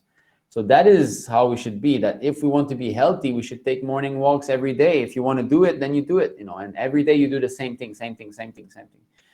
So, and again, and start drinking milk, Subramanian Prabhu. Definitely drink milk. Milk is a miracle food. Prabhupada always stressed this so much in his. Just recently, I was reading, one devotee was asking Prabhupada, what is the best warm drink? Sometimes we want some warm drink. And Prabhupada said milk. Just drink milk. You heat it up as hot as possible and you drink it. Okay, Himanshu Prabhu. Prabhu, what amount of food for us is enough? Well, that you have to see for yourself. It's easy. Sometimes when you have a big plate and you eat so much that you feel, wow, that's so much, so full. Then you look how much you ate. And then you try to eat like 3/4 of that, or, half even if you're capable. Then you'll know. Because if you feel really full, that means you filled up your belly. And that should not happen. You should fill to half, it says in Ayurvedic. Hare Krishna, So Prabhu, and I wish to ask one small question, Prabhu. I used to see some devotees in especially in our ISKM senior devotees. So they used to do some special austerity for Chaturmas. So do you recommend those for us, Prabhu? I mean, like Prahlad Prabhu, he used to eat no cook food for 4 months. Wow, that's good. Yes, he used to eat no cook. I mean, he does not eat any, even rice also. Rice, no chapati, nothing. He Yes. used to eat only, the sprouts and, the soaked moong dal, like that. Then he always eat like salad, just like Ekadashi, every day. 4 months he used to do Ekadashi. That's great. I did not know that he does that. Yes, That's good. because I remember, whenever we used to have feast, especially Vyasa Puja, Govardhan Puja, that time we used to have different varieties. And Prahlad Prabhu, and Mataji, and temple Matajis, what they do is that they used to make no cook varieties like, some 4 to 5 varieties. And after offering to deity, and after it came down, they'll give to Prahlad Prabhu. Yeah, it's Like good. that, Prabhu used to do Definitely. some special austerity like this. Yeah, so So I definitely think it's even good. Sundar Prabhu also used to do, Prabhu. Chaturmasya, Sundagopa Prabhu, he follows the standard, 1 month no leaf vegetable, 1 month no yogurt, Oh, no but milk, no but oil. Prahlad Prabhu won't even eat grains, Prabhu, for 4 months. Yes, That that's time he good. used to be very, like, very bright faced, so much austerity. With that also a lot of preaching will be going. That's good. So do Yeah, you we should. recommend anything, Prabhu? I thought that from Chaturmasya I can start to give up one meal at a time, but I don't know how I can follow it. Yeah, well, don't push yourself too much if you're not sure. But definitely you can do some austerity. It's not bad. That's good, actually. This is the whole point, to minimize eating, sleeping, mating, defending. Prabhupada said the goal is to eating 0, mating 0, sleeping 0, defend 0. So, but then he said, who will accept this? But that's the goal. No more. Prabhupada at the end, in his final pastimes, he was not eating. He was not sleeping. Finished. Towards the end, when he was about to leave, for like the last 1-2 weeks, he stopped eating. He stopped sleeping even. So, and Prabhupada, he told one of his disciples, he said, I think I have done it. I have crossed. I don't need to sleep. I don't need to. Of course, he's transcendental always, but somehow or other, he's trying to teach us, because Prabhupada's sleeping is never really sleeping. He's always serving Krishna. So the whole point is to serve Krishna, and he's always doing it within. He's in Samadhi, actually. He's in Goloka Vrindavan, The pure devotee is always serving in his original form in Goloka Vrindavan, and he's here simultaneously. He has kind of 2 existences going parallel. This is described in the Nectar of Devotion. So anyway, Prabhupada's sleeping is never sleeping, but his material body somehow or other stopped sleeping even, and stopped eating. So we have to minimize, just like Raghunath Das Goswami. At the end, after Chaitanya Mahaprabhu left, he was only every alternate day taking little butter. That's it. So we have to work towards this. That's good. So we should test ourselves, how much I'm capable to minimize. The more we advance spiritually, the more these 4 things will minimize: eating, sleeping, mating, defending. And we will be able to save time like this, because eating is really time consuming, sleeping also. Okay, Dimitri Prabhu says 7:14:30-33 says that if we chant in a temple, it's 1,000 times better. Yeah, so just see. So Prabhupada definitely said, chanting in a temple room is the best. It's because actually 1,000 times better, that's Vrindavan standard. When you chant 1 round in Vrindavan, it's 1,000 rounds that you're chanting. So similarly, the temple is Vrindavan. So chanting in a temple room is definitely best. Bhakta Subramanian, in India, boat is very cheap and nice. Boat. Okay, you have another brand there of yeah. So he's talking about these, Anyway, you check where you are, which region you are, which one is cheap and available. Himanshu Prabhu, yeah, boat. I mean, everyone knows here. Okay, I don't know that brand. Himanshu Sharma said, by the way, Chinese things are banned here, sadly. Oh, I don't know if Edifier is Chinese. It could be. I'm not so sure. Okay, down with Xi Jinping again. Yeah, okay. I got disconnected. Okay, Dimitri says, I was wrong. There's Pocket Vedas for Android. Okay, so you have it. So that application I was showing, you have this for Android also. Okay, Manu Prabhu. Hare Krishna Prabhu, Prabhupada. I have a question. I've heard that peanuts or nuts in general increase lusty desire.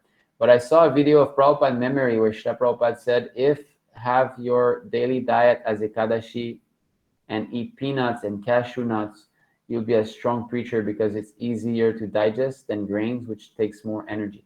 If nuts causes lusty desire, then do we eat it at a regulated level to be a strong preacher? I have never heard that nuts and peanuts increase lusty desire. So I don't know where you have heard this. Prabhupada was eating nuts. His Grace Srila Gopal Prabhu often eats nuts. He eats only 1 meal a day, but in the evening, sometime he'll just eat some nuts. Nuts are great. They're easy to carry. They taste good. They feel a bit, if you feel some hunger, they fill you up. You don't need to sit down, eat, and everything. It's just wash your hands, you're done. No, nuts are wonderful. I have nothing bad to say against nuts. So yeah, you can definitely, it is good. If actually, those half-day fasting days, they're my favorite. Some festivals, right? The acharyas or what we don't eat in the morning. These are my favorite fasting days because you save so much time. You don't need to think about eating in the morning. As soon as you finish it here in the temple, as soon as we finish Bhagavatam class, normally is eating. But then I finish and I can continue my service. I can continue my chanting or go and do some. So I love that because one meal is out of the way, you know, and fasting half the day actually is so easy. We feel absolutely nothing almost, you know. You fast and then at noon you have even better appetite and you eat a nice meal of prasadam. So that's great. So those half eating and Ekadashi, nuts for Ekadashi is wonderful. Yeah. Ekadashi foods, Prabhupada said, nuts, fruits, you know, dry fruits, yogurt, milk, simple. You don't need to cook anything, and you save so much time. Dimitri Prabhu, if you don't have money on Pocket Vedas, you can download Gita Base instead. It's a nice alternative. I use this one. Yeah, Gita Base, I think it's this one, right? It's free. No, the one I bought is not free. Oh yeah, Gita Base. I remember that. Yeah, Gita Base. So take note, those of you who don't have money, you can have Gita Base. I bought another one, which is the Veda Base. The one you see here, the ISKCON logo. That one is also, oh no, it's not ISKCON logo. It looks like the ISKCON logo, this one, Veda Base. That one is also payable. It has all the Prabhupada books. I rarely use it though. Only maybe sometimes for other books that are not there in the Veda Base. In the Veda. It's not so convenient to find shlokas. Yeah, it's a bit messy the way it's arranged, and I don't know. I don't like it so much, but I didn't use it that much also. Maybe if I used it more, I would be more used to it. But definitely the best for preaching, showing sloka, searching is definitely the Pocket Vedas. You know, that one here in the corner, the one I showed earlier with the scrolling wheel. That's the best. Sunagopal Prabhu, that's his style. He's got a small iPad mini, and he's got this Pocket Vedas. So whenever someone comes in the office or whenever he's traveling and preaching, he just pulls out his iPad mini and he will be on that Pocket Veda. And on the iPad, it's even better because the scrolling wheel is there together with the verse, whereas on the phone, you have to press that and then it brings you to the wheel, you know. So it's kind of, okay. Yeah, then you go there, then you have to come here. Anyway, it's still convenient, but the iPad, that thing is there in the corner with the verse. You know, if you've seen Tavid Prabhu's class, you know. So, yeah, so Sunagopal Prabhu, he's the one actually who's introduced everything. Giving class with the screen, with showing the verse. He's the one who brought this, you know. Even ISKCON gurus, they didn't pick up on this before him. He's the first one. And in the temple room, he's the first one to have had that big TV and just showing verses. He introduced that.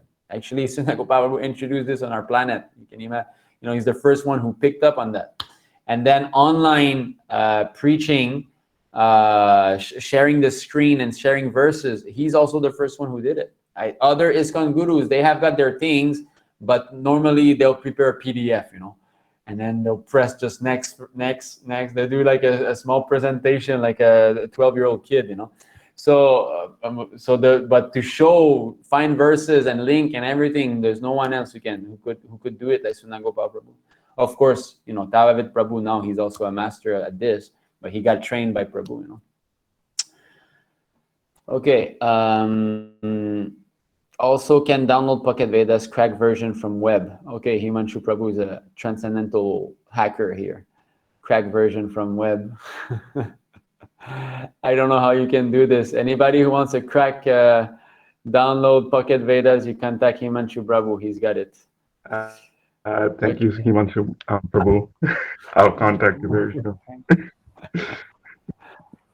Okay, Sami Prabhu said yeast bread is not good. Yeah, yeast we should not use actually.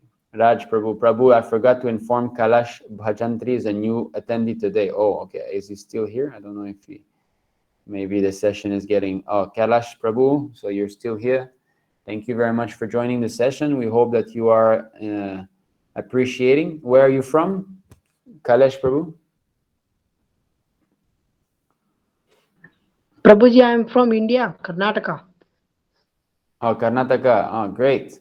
So who are you in contact with? You're in contact with Raj Panchal. Raj Panchal Prabhu. Oh, great. Okay. You are you in any of our groups on WhatsApp? No? Hi. Okay. Okay, Raj Prabhu, you are in the DT Darshan group, are you?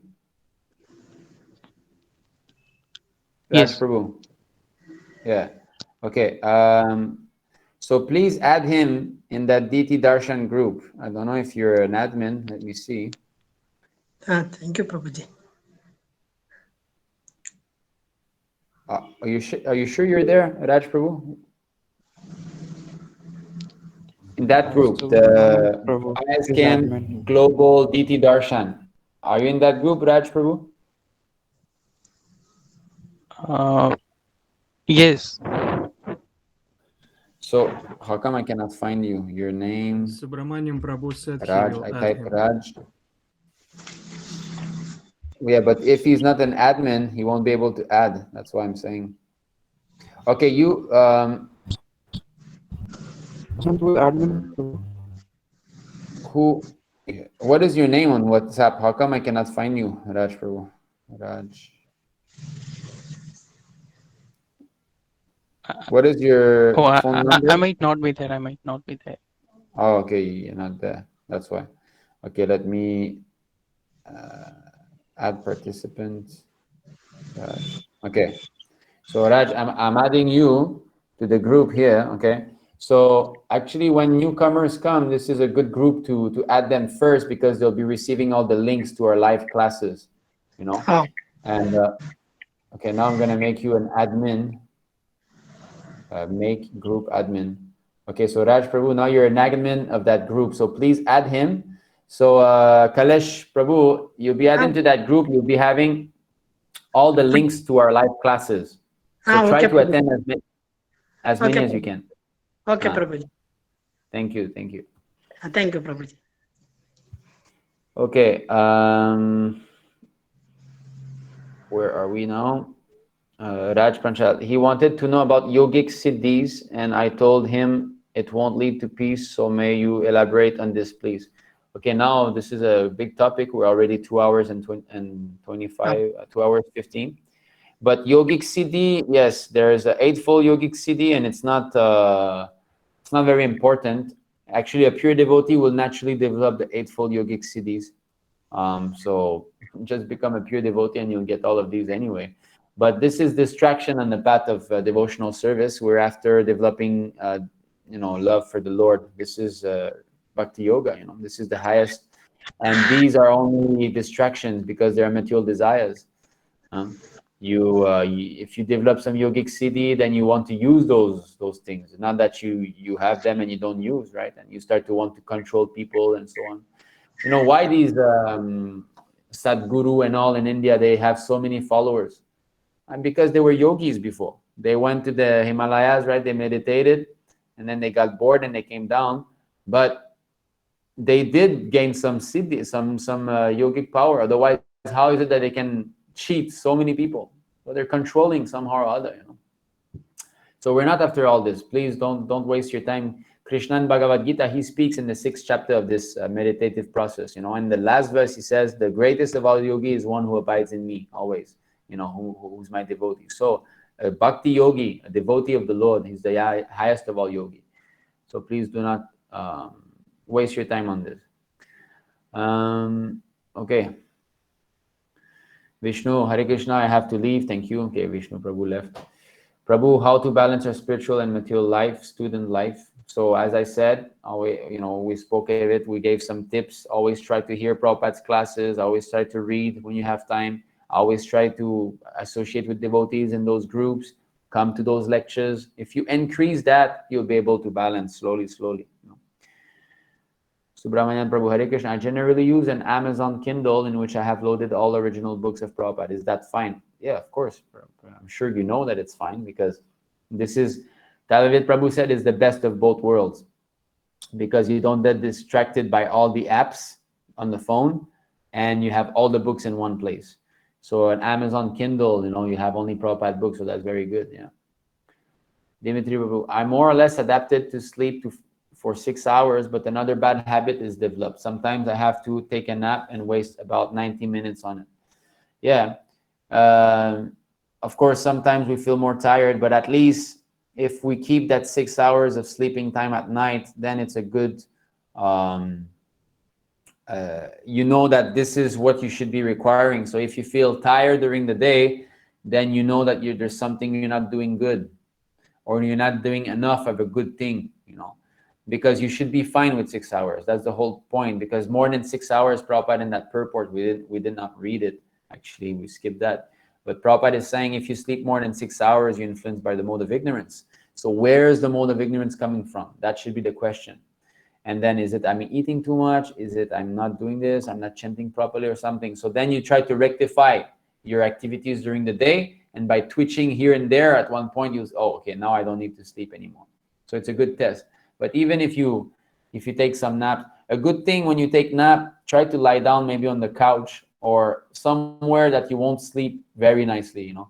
When we take a nap, not that we go take a nice shower and put, you know, a pajama and then close all the lights and then go under the, you'll wake up 3 hours later.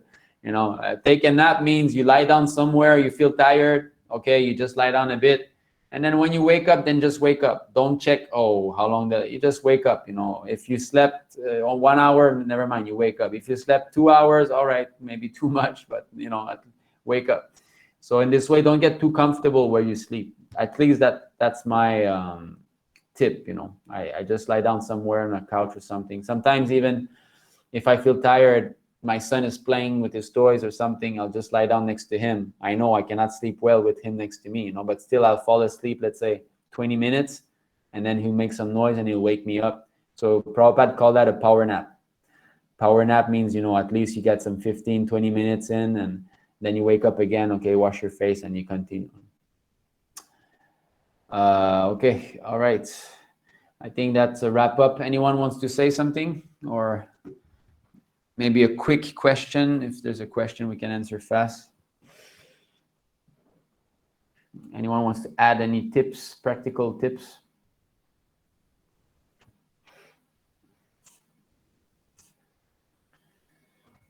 I'd like to say taking the cold showers, that's also a must. When you're feeling sleepy, that'll wake you up. Right.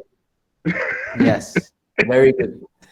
Yeah, we mentioned it fast, but actually it's a fact. Cold shower is the key, you know.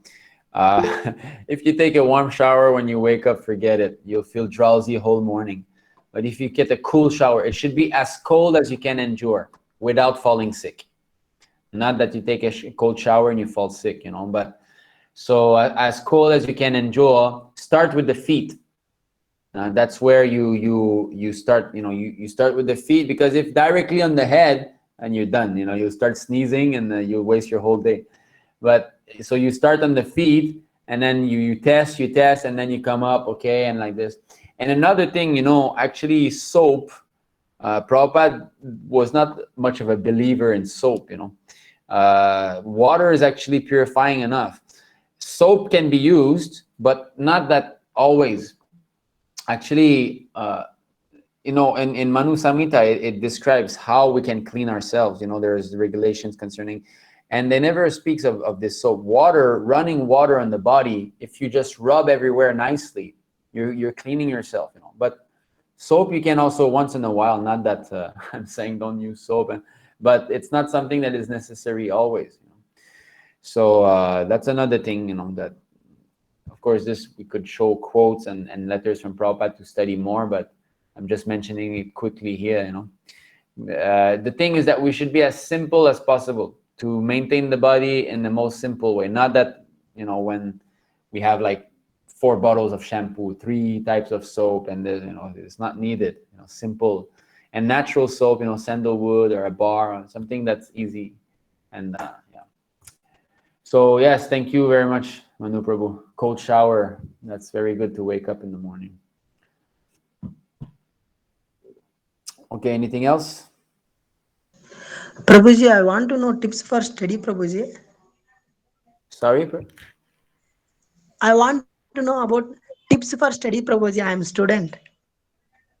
Tips for student. Yeah, so like I said, you know, student life, you should give up the associate. You know, the problem with student life is that every day you're surrounded by non-devotees. That's the problem. You are going to school and you see so many non-devotees. Not only this, you see many girls, right? So that is definitely distracting to the mind. Yes, Prabhuji.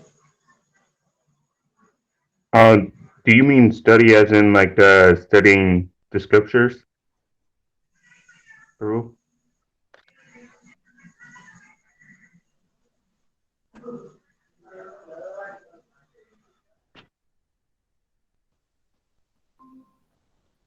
Okay. Shumar, Prabhu. Can you hear me? Yes. Can you hear me? Yes, Prabhu. Audible? Yes, Prabhu. Okay. You can hear me, right? Yes. Okay. So as I was saying, Kalesh Prabhu, so become anti-social at school. Become the nerd and become a spiritual nerd, keep in your own bubble. So as we were saying, get one of those, keep this in your ears. Always try to listen to Prabhupada's classes. So you should install Prabhupada's classes. You can ask Raj Prabhu, he will guide you on this. Try to get one of those, always listen. And whenever you're between your classes, you should read Prabhupada's books. Try to get the pocket Bhagavad-Gita maybe, or even the bigger version. Always carry one book of Prabhupada and you read this, and you always try to read. So don't waste time on chit-chatting with others. You should try slowly to become boring for your friends. Because if you're really enjoying chit-chat and all, they'll always call you. And he's so nice, But no, the point is to give up the association of those who are non-devotees. Because the whole idea is we understand we're not this body, that this existence is going to continue after we die. They don't know that. They only think that this is it, this life, you enjoy as much as you want. Therefore, they're going to hell. Their path is very dark. Their future is very dark. And they might be born as animals. Why someone is born as a dog, someone is born as a human being? There's a cause. They don't know these things. So we don't want to be associating with them. So slowly try to lose your friends. That might sound bad, but this is how it starts. We all lost our material friends, most of us. I lost all my friends, my so-called friends of, when I stopped drinking, they don't call me anymore. Nitāi doesn't drink beer anymore.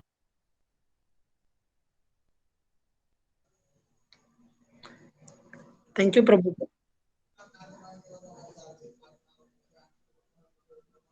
Prabhu, we can't hear you. No, we can't.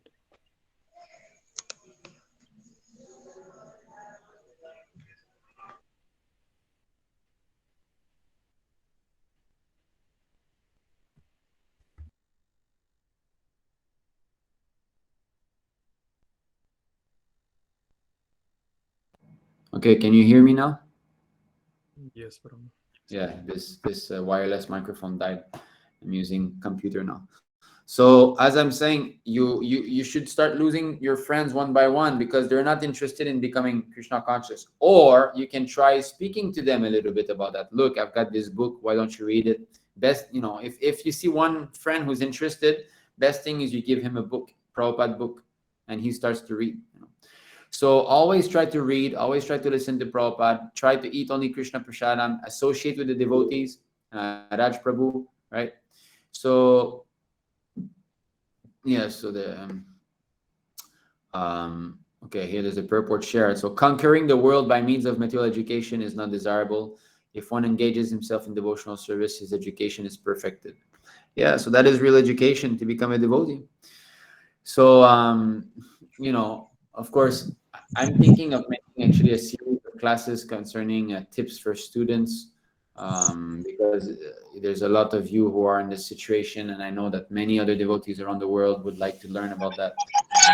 So the greatest difficulty for you is to give up the association of your friends, but you should understand that actually they are not your friends. They try to enjoy life by having you serve their senses. Right? Let's go watch a movie. We'll have fun together. They're only thinking about how their senses will be gratified. Yes, Prabhuji. Yeah. I come to the temple. We'll have fun together. No, why? It's you, right? If he's interested in you, he should follow you. But he's not following you. He's following his senses. If you Okay, invite okay. him to the temple, he'd say, no, I won't. Why? That means your sense won't get gratified. But still, you are at the temple. Why is he going? That means your sense won't get gratified, but still you are at the temple. Why? That means your sense won't get gratified, but still you are at the temple. Why is he going? That means he doesn't care for you. Okay, Prabhuji. Okay. Yeah. Thank you, So Prabhuji. no problem. No problem.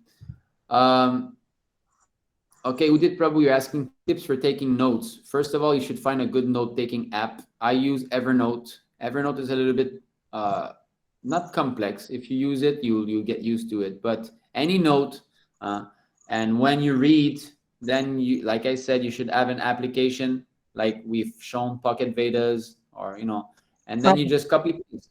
Or sometimes you don't even need to copy paste. Sometimes within the app, if you select, you can do share, and then you can directly save to your note app from there. So you can try to do it. First, you should set up your apps and your phone properly. Okay. All right.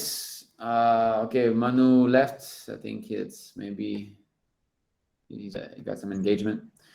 So Subramanian said Obsidian is a nice app. We can make mind maps. Yeah, but Obsidian is another level. That's yeah, you have mind maps and you have links and this. You try to get something simple that does the job. Something as simple as possible for what you need. That's what you should think about. I want to know.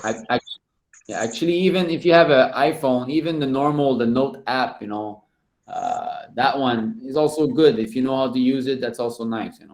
It's very simple. You can use that too. You see, I use Evernote because I have some functions that I need with Evernote. Okay, I think that's it. Thank you very much, everyone. Thank you for Thank you, Prabhuji. Thank you, Prabhuji. So Thank you, Prabhuji. hoping to see you all again soon. Panchakalpatarubhischa kripa sindhubhe vacha patitanam pavanebhyo vaishnavebhyo namo namah. Anantakoti Vaishnavavrinda ki jai. Prabhupada ki jai. Jai Go Premanande. Hari Hari. Hare Krishna. Jai.